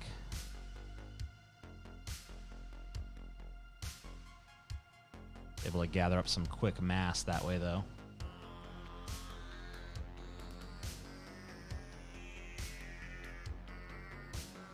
Jesus Christ, look at that motherfucker.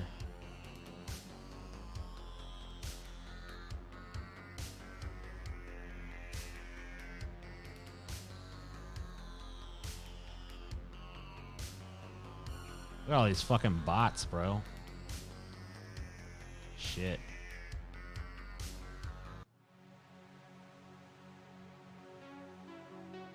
A lot of bots tonight.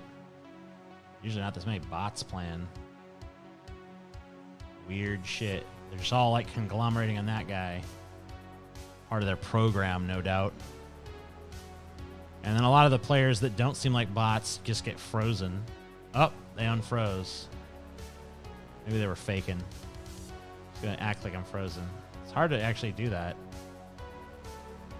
You have to get like dead center to not drift. Oh, I think I had it for a second. Whatever, I don't give a fuck. This motherfucker, hang out right here. Give me your ass, bitch. Ugh. Run. Run. No. No. No. No. Brutal. Look at all that I lost. That was a hideous thing. It's hurtful. I hate Slither. I'm no good at that one. I can't last fucking for shit in Slither, so don't ask me to play that.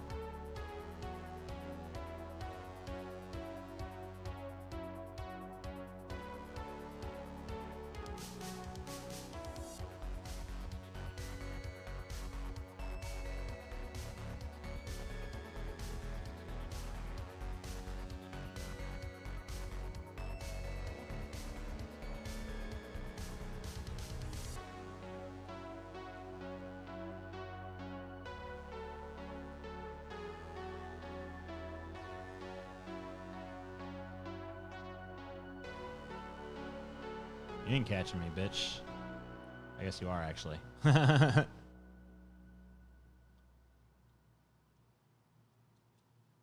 it. Ugh, that was so lame. Trying to catch that part of him. Oh well. That dude fucked me up. I fucked myself up, really, with my bad decision. Oh my god. Get out of here. Get Kevin. What are you and Kevin fucking buddies, bitch? Get him. Kevin's got a fucking hard on for my ass now. You don't like what I done. Shit.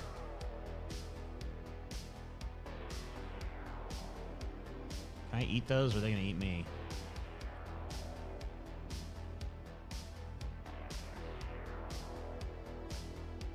They're eating her. And then they're gonna eat me. Oh my god! Fucking baseball. That son of a bitch. Just gotta hope sometimes they don't eat you. Gotta hope they ain't in the mood for a little snack.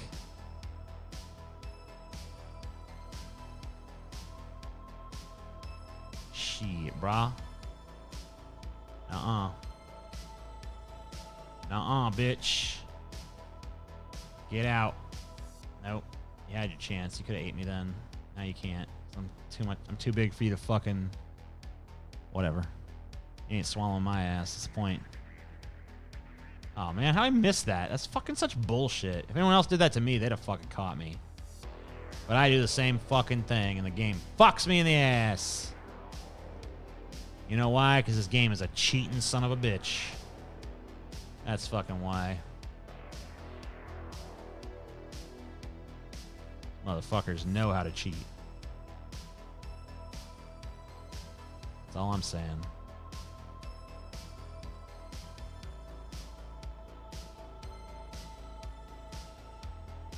Oh, you fucking prick.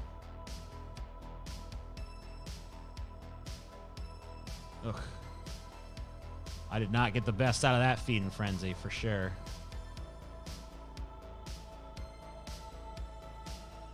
I survived it, though. Hi, TJ. You should fucking got a little bigger than that before you fucking fed yourself to me, but whatever. Oof.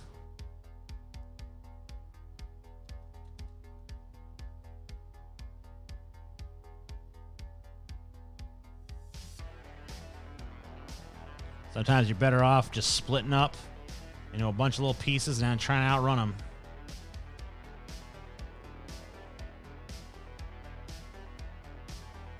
Shit. Ah, get away from me.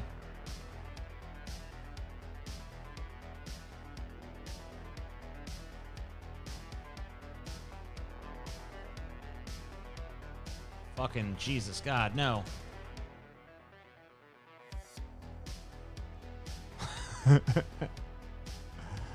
Quit trying to get the rest of me, you prick. You already ate a bunch. Cunt.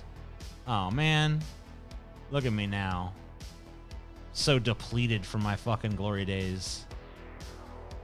Leave me alone. Let me mourn the death of my compatriots. Dude, I hate KL, dude. They're pissing me off. They've almost come to the level where I want a vendetta against them. We're almost back to that shit. We're almost back to vendetta levels of fucking pissed. Not too keen on this DD motherfucker either. Stalking my ass. Get out of here. Go away. Leave me the fuck alone, you prick. Oh, God damn it. I always press the wrong button when I'm trying to do that shit.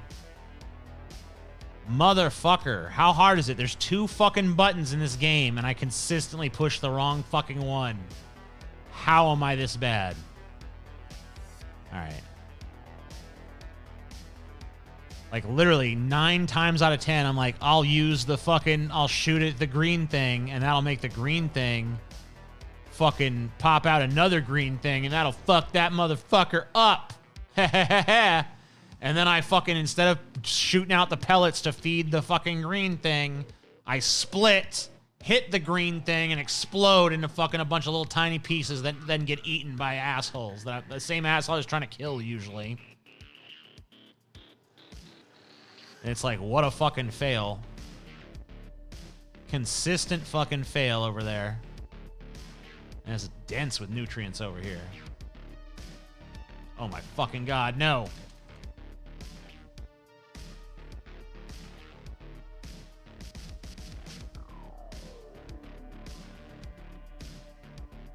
Luckily, this is a pretty empty map, so this whole tactic of, like, breaking into a bunch of little ones is more successful than it would normally be.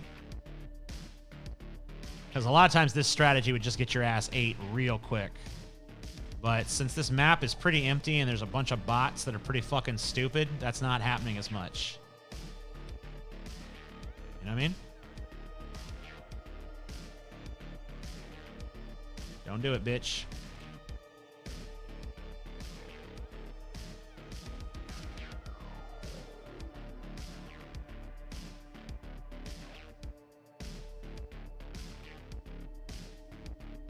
Damn it, I was trying to eat cunt and cunt ate me.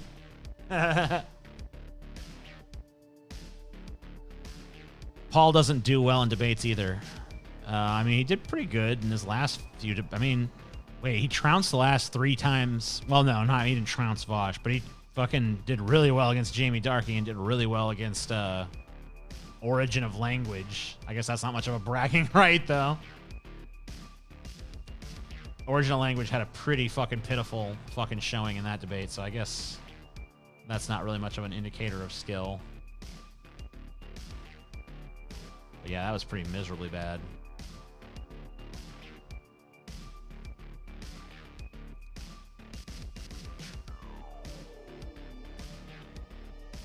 Who just rees? Oh, Paul? No, I don't really agree with that. I mean, Paul definitely brought a lot more substance to the debates that I've had him in than his opposition. Even if I didn't agree with Paul, he at least brought a position. Or I could say that for origin of language, for sure. Jamie brought a position, but it was kind of unclear what exactly it was.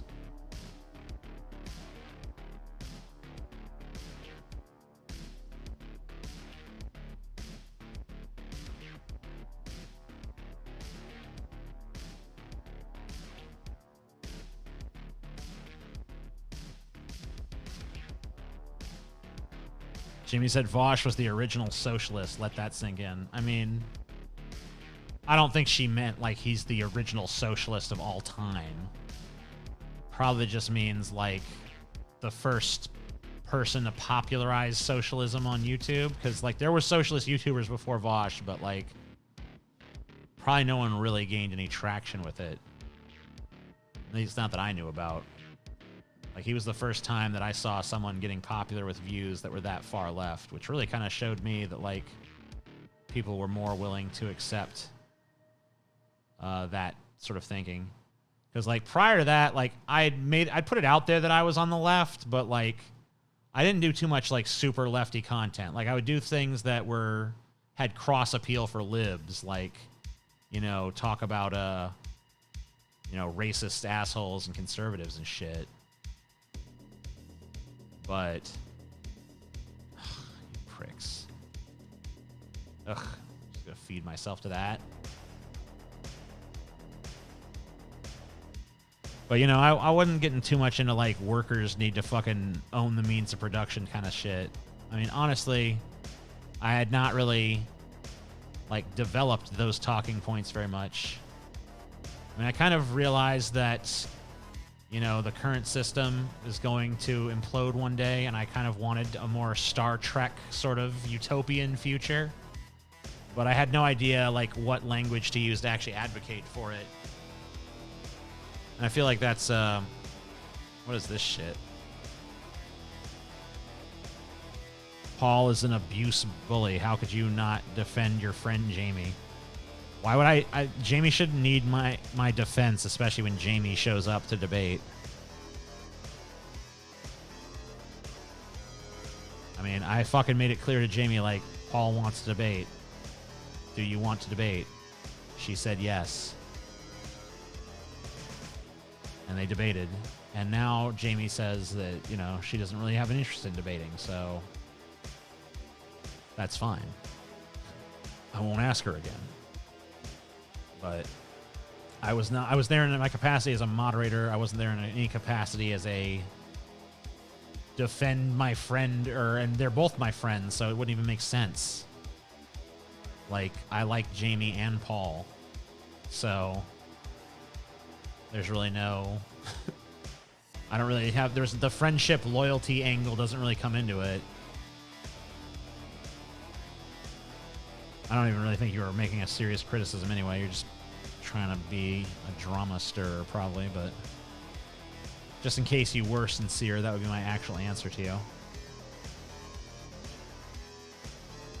I feel like it was actually a pretty good debate. Facilitated a few things.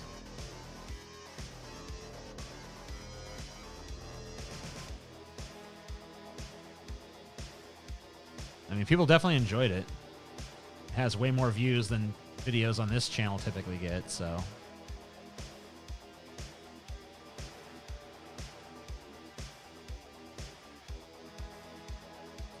DJ Glenn just gave me $5. Thank you very much, DJ Glenn. That's the person who killed me last time, isn't it?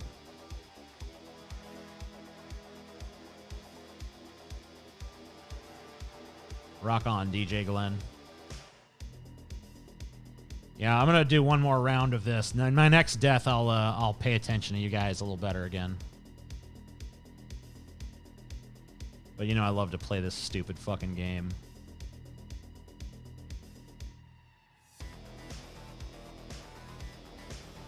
Why is hate coming at me so fucking hard, dude? I feel like they're literally like targeting me.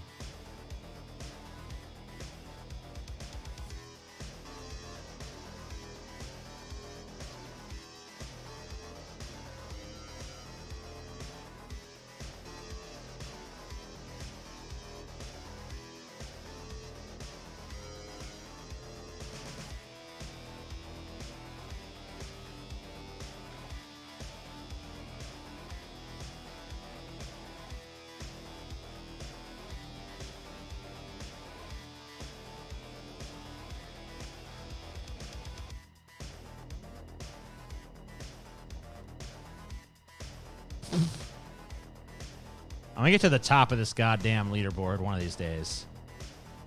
Be number one. I won't be number one for long, but I'll be number one one of these days. Just for a second. What happened to my music? What the fuck's going on?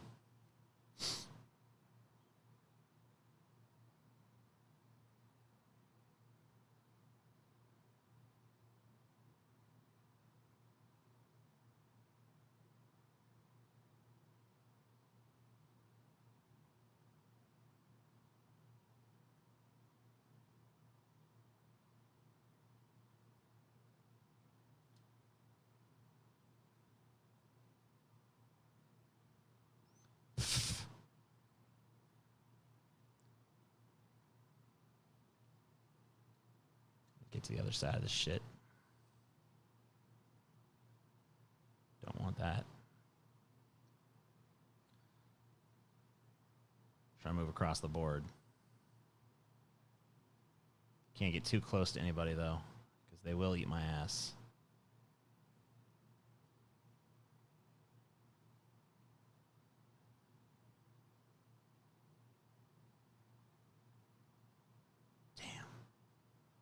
Motherfucker sniped me. I was just trying to get to a fucking safer area of the board quick. So I could fucking just feed on like a pellet. Because there's always some fucking area where there's a bunch of these little pellets. I could just vacuum them up. This motherfucking piece of shit ate me. Hate them. This dude's just feeding trees. I don't know why.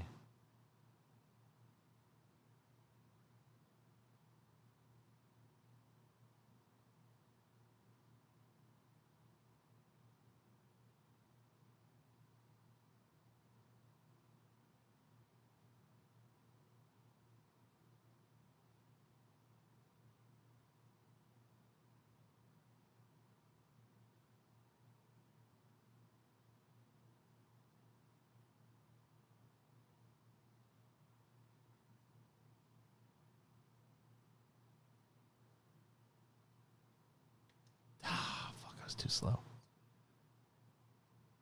The golden wrench of mendacious sea shall set all of the captives free.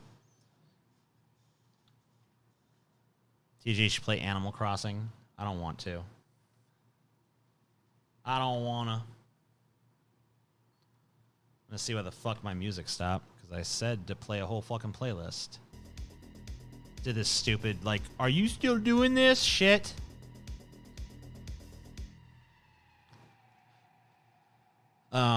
Play Under the Bridge by Red Hot Chili Peppers. Yeah. No. I can't play any fucking copyrighted shit, so shut up. All right, I'm paying attention to the chat again. Chat, it's your fucking chance to shine. Streamlabs, super chats, regular chats, bring them forth. I think we're probably wrapping up pretty soon. Unless you guys get me on a rant, I guess. It could go longer.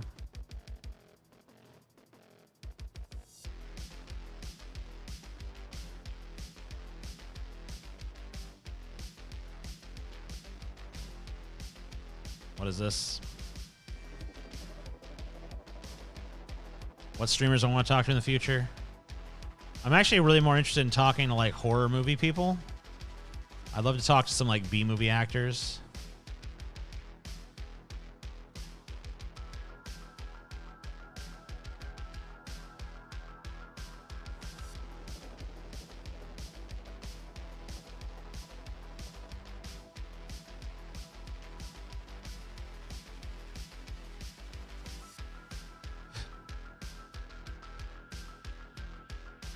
I like to sing about the moon and the June and the spring. If I donated $5K, would you consider making a short film with it? Sure. Yeah, I'll make a short film. I don't give a fuck. Give me $5,000 to make a short film. I'll make a short film. When did you realize you were bisexual? Did your family accept? I realized I was bisexual at a very young age. I was like probably like 10 or 11. I don't know if that's very young, I guess, but like, you know, I realized pretty young. I realized before puberty that I was bisexual. I didn't tell my family most of my family never fucking told. The only person I ever told was my fucking mom, honestly. And I'm pretty much counted on her to fucking convey it to anyone that she felt needed to know. And it was like, there was some resistance, but it wasn't like too bad, I guess.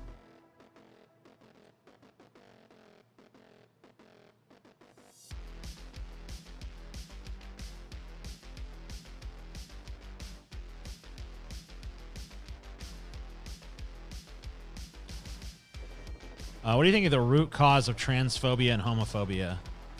I think the root cause typically is just there are people who want to conform to social norms. There are people who enforce conformity wherever it exists. There are people who will bitterly defend the status quo to their dying breath. So if you have a status quo that doesn't accept those behaviors, then it's very hard to change that status quo. And that we've seen that it's difficult because, gay people have, gone through it. And if you look at the history of homosexuals in this country, for a long time they were treated very poorly. Still are to some extent. But obviously now things have definitely shifted monumentally in their favor. But it was like after a lot of, facing a lot of discrimination, a lot of hatred, a lot of murder, a lot of violence, a lot of bloodshed, a lot of their needs being ignored.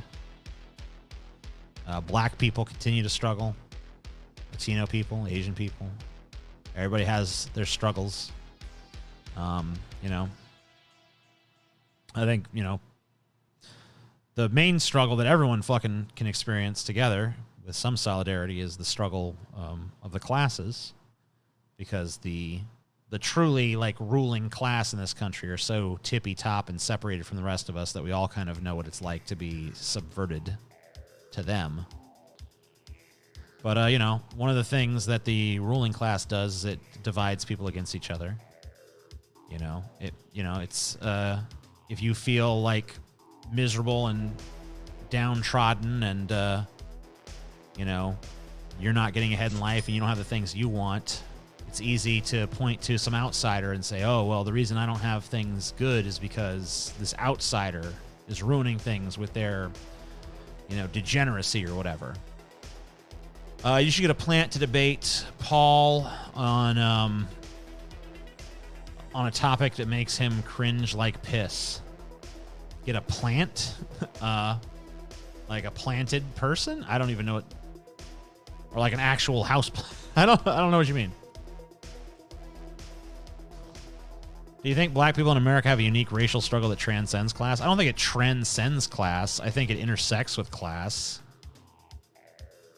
They have their black, obviously not all black people struggle with fucking poverty. Jay-Z doesn't struggle with fucking poverty. But there's a lot of black people that struggle with poverty. And they also struggle with the fucking pitfalls of being black in America. So it's there's two things they have to deal with. And probably more than two things. Most of us have more than a few things we have to deal with.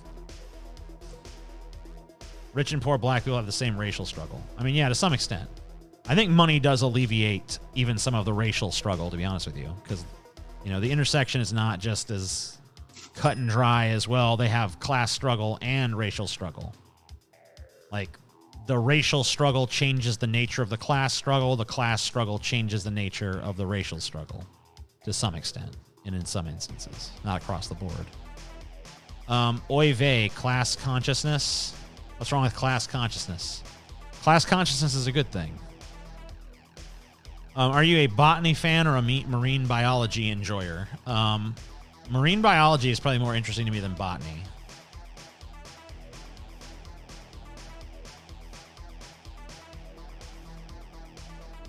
TJ, the main thing I remember about the New Orleans meetup is giving you an awkward handshake. As bad as my performance was, I'll remember it forever, and I learned a lot. I'm glad. So for those of you who know that dude right there that just read the comment, it was Jareth Gawain. He actually is a rapper who opened for us at our New Orleans meetup. We invited him down, flew him down there to do the opening set for the meetup. And I don't know what happened. I don't know if it was alcohol related or what, but he was not able to get through even one of his songs. He was just totally like floundering. He had to restart the same song like 3 times. So what we thought was going to be like him doing like a 20 or 30 minute set ended up being him doing like a 3-minute set.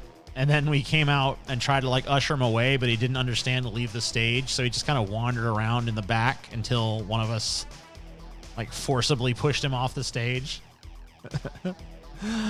Oh. And then Scotty was talking mad shit about him. He's just like, man, that Jareth Gawain fucking sucked, bro. He really fucked us. And Jareth was like in the room. And we're all like, he's right there, dude. He's like, oh, sorry. So yeah, it was pretty bad. But, you know, I felt bad for him, you know.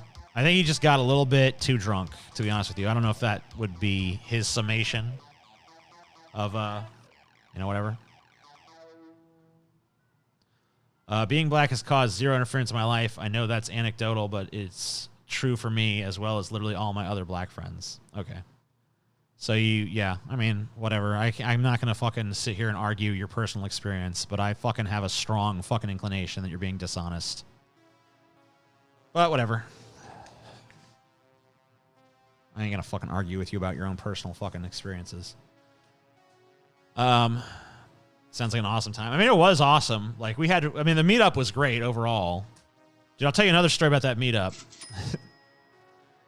How do I help my parasocial relationships with you and Paul? This tip is parasocial, too. I mean, send us more money. That's always the best way to help deal with that. Thank you. So I was doing a Florida versus Africa, right?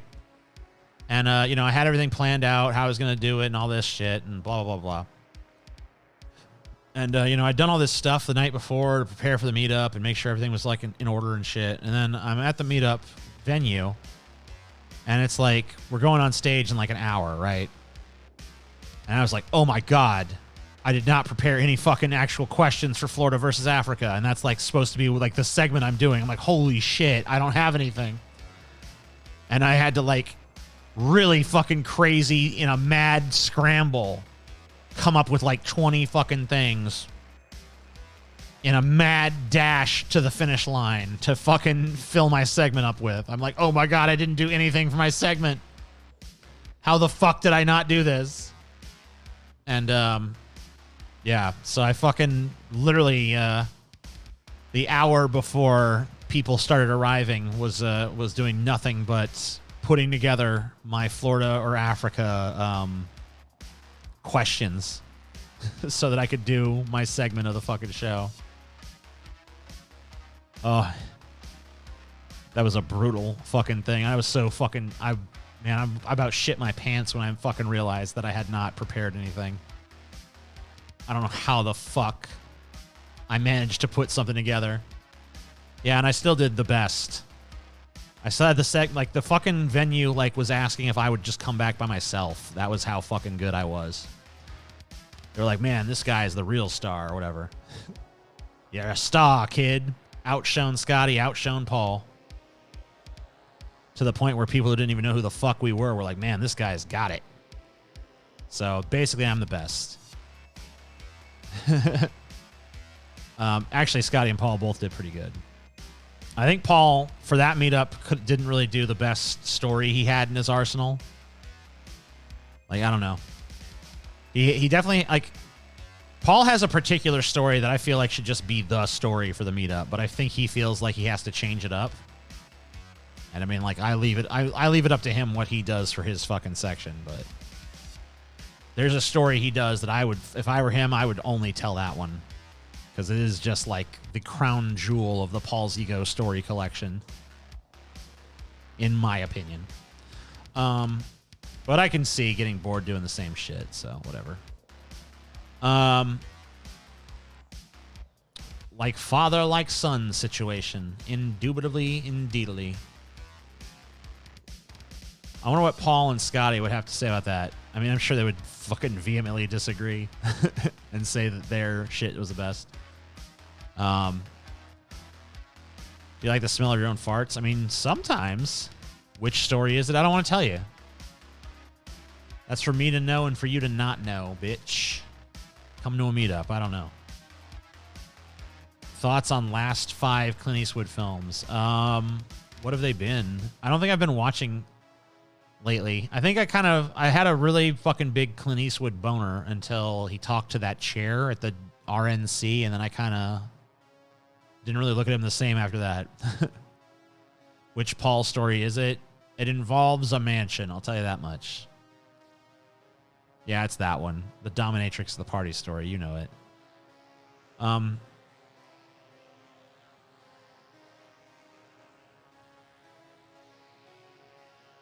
You know what it is.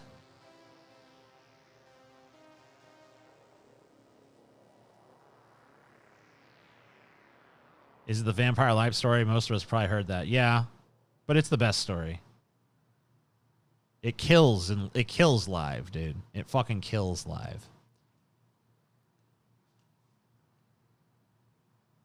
I don't think they were more than like, what? What are you fucking yammering about? Lunatic. I need to find some more involved games to play in these streams, because a lot of people fucking rely on these fucking games to fucking fill time on these shits. You know what I mean?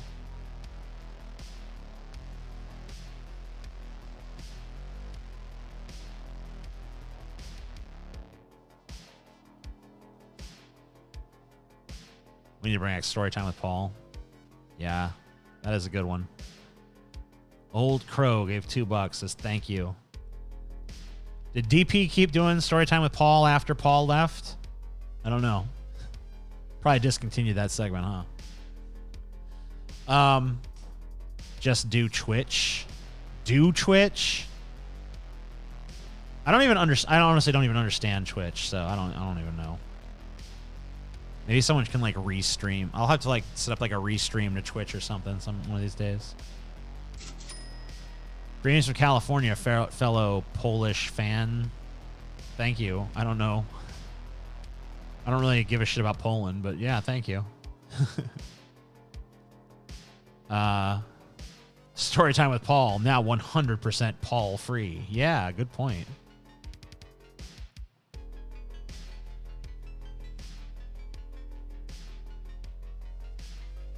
Whips and chains and nails and milkshakes. Sounds good to me. TJ, did you finish DFF game? That's true. I need to finish that at one point. I got so fucking mad at that Bezos section. I'm still salty over it.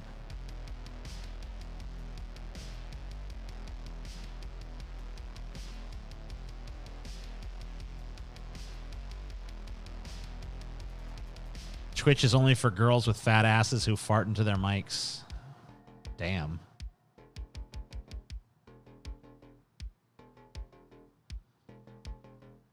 TJ would get banned from Twitch instantly. Fuck. Would I? What do I even do? I feel like I've cleaned up my act a lot. But I guess I'm still too much, huh? Fuck me. Yeah, I'll definitely continue the DFF game and wrap it up one of these days. Like, I haven't forgotten about it. It's on the fucking agenda. You know, another thing I want to do at some point is a karaoke stream. I'm thinking I'll do a karaoke stream for charity at one point. I'm kind of scared, though, that some of the songs might fucking trigger copyright, even though they're karaoke and they're already on YouTube. But I do want to do like a karaoke stream for charity at some point in the future.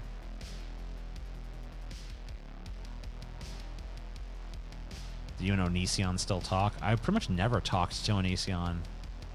He wrote me one time telling me that he wanted me to come on the Steve Wilkos show with him. And I was like, no, I don't want to do that. And that was pretty much the extent of that. And then we talked one time in person when he came on our show. And then we had done a few videos making fun of him. But, like, that's pretty much... I have almost never actually communicated directly with him. I think you are in the social media blacklist regardless of the platform. You think?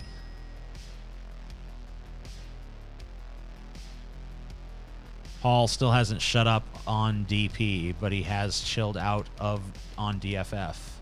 I'm glad to see more people using the Streamlabs. Not only does it come with butts attached, but they take a much smaller take than YouTube does. YouTube likes to take a big old chunk out of them super chats, I'll tell you that.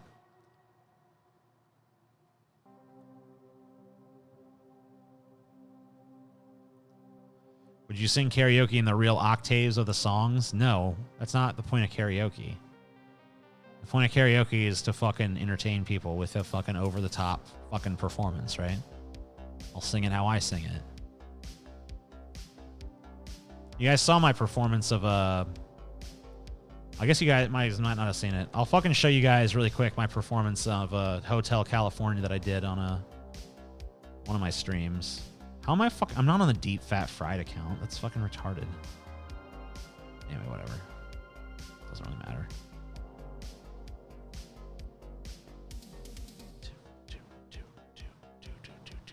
I'll show you this. I sang Hotel California on Abandon Hope.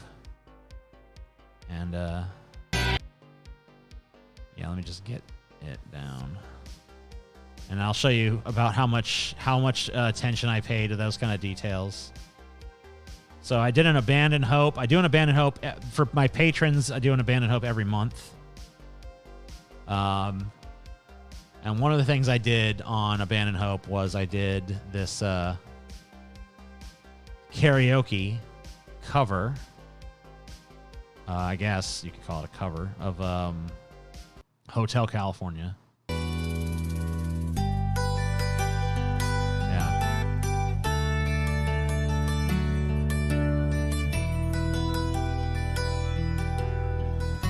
I actually haven't gone back and listened to this yet, so I don't even know how it came out. People loved it at the time, but I think they loved it pretty ironically, you know what I mean?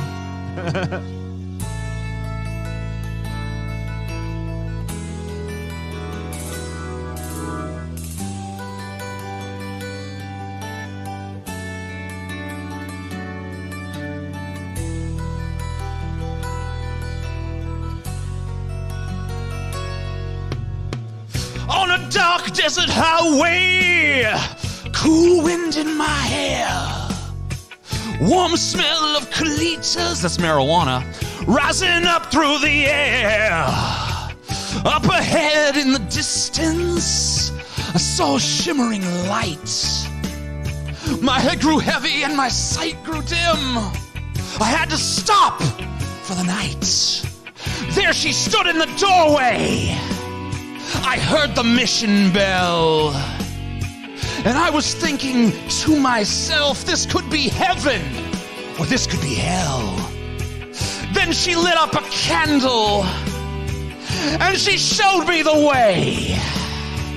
There were voices down the corridor. I thought I heard them say, "Welcome to the Hotel California! Such a lovely place, such a lovely face. Plenty of room at the Hotel California. Any time of year, you can find it here." Her mind is Tiffany twisted. She got that Mercedes-Benz. She got all them pretty boys, what she calls friends. How they dance in the courtyard with their sweet summer sweat. Some dance to remember, some dance to forget. So I called up the captain. "Please bring me my wine," he said. "We ain't got that spirit here since 1969. And still those voices are calling from far away.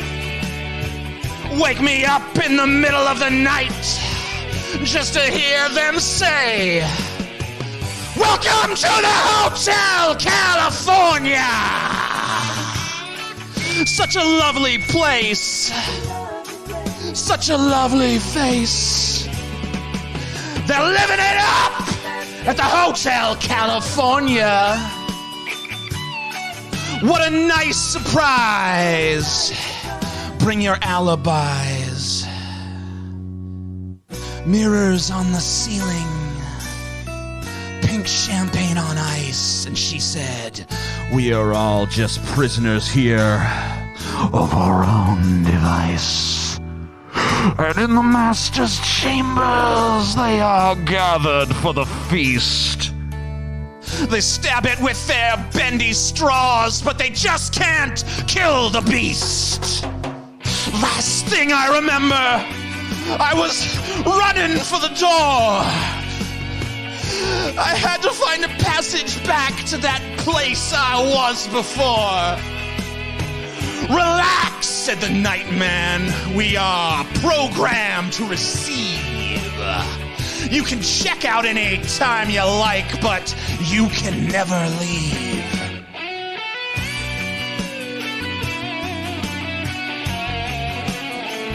I think pretty much from here it's just me rocking out to it. Sorry for the double chat, by the way. I think it makes it kind of hard to read anything, but yeah. There you go. The reason I say bendy straws instead of steely knives is that steely knives sounds fucking retarded. It's the worst lyric in the song.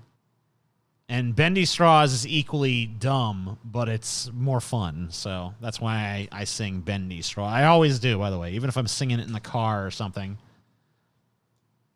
So yeah, that was so that's the kind of karaoke I do. So yeah, I want to do a whole stream of that. And you know what? I think now that I'm watching that, I think alcohol should be involved with that stream as well. Maybe I won't do that for charity. Maybe I'll just do that for my own fucking enrichment. You know what I mean? Just do a fucking karaoke stream. Maybe I'll do a fucking me one and a charity one. I don't know.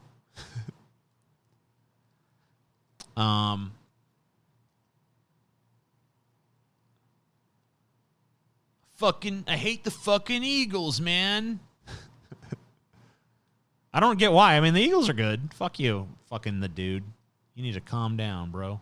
TJ, never sing again, please. Oh, you're in for a bad night on my karaoke stream night, bro. You're in for a real bad night, bro.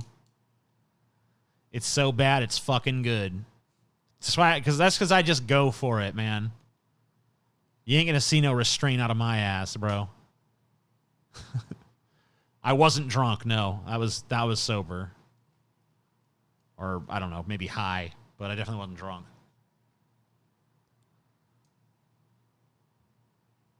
What I was thinking about doing on it was I was just like set different goals for different songs, you know? Oh, right. I forgot about that. I got some Streamlabs when I was doing that. Auntie donated 666 and says, TJ, you should retire and let that guy who sang Hotel California. I see him going places. That doesn't make any grammatical sense, but thank you for the 666. Another guy donated 666 and says, I think you'd enjoy Amigo the Devil. Check out the Paste studio sessions, One Kind of People, and If I'm Crazy. Okay, I am putting that. I have a little document that I keep for my streams called the Stream Doc, where I kind of make note of stuff like that. So, god damn it, it's like so hard to copy paste this shit. Okay, I'll go ahead and put that in there. Where's my Stream Doc? Open Stream Doc. Yep. All right, it's in there.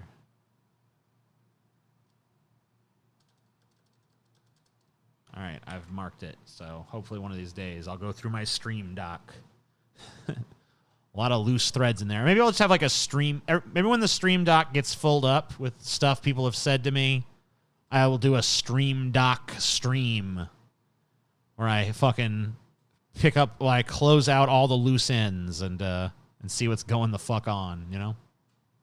Because that could be fun.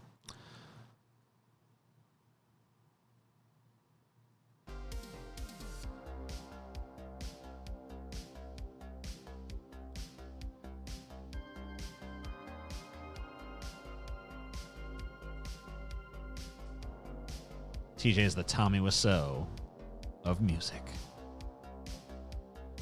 Yeah, Poor Unfortunate Souls. I love that song. You're supposed to go offline in about 10 minutes, TJ. Why would I go offline in 10 minutes? Because it's midnight? Am I supposed to go off at midnight? Is that how it works?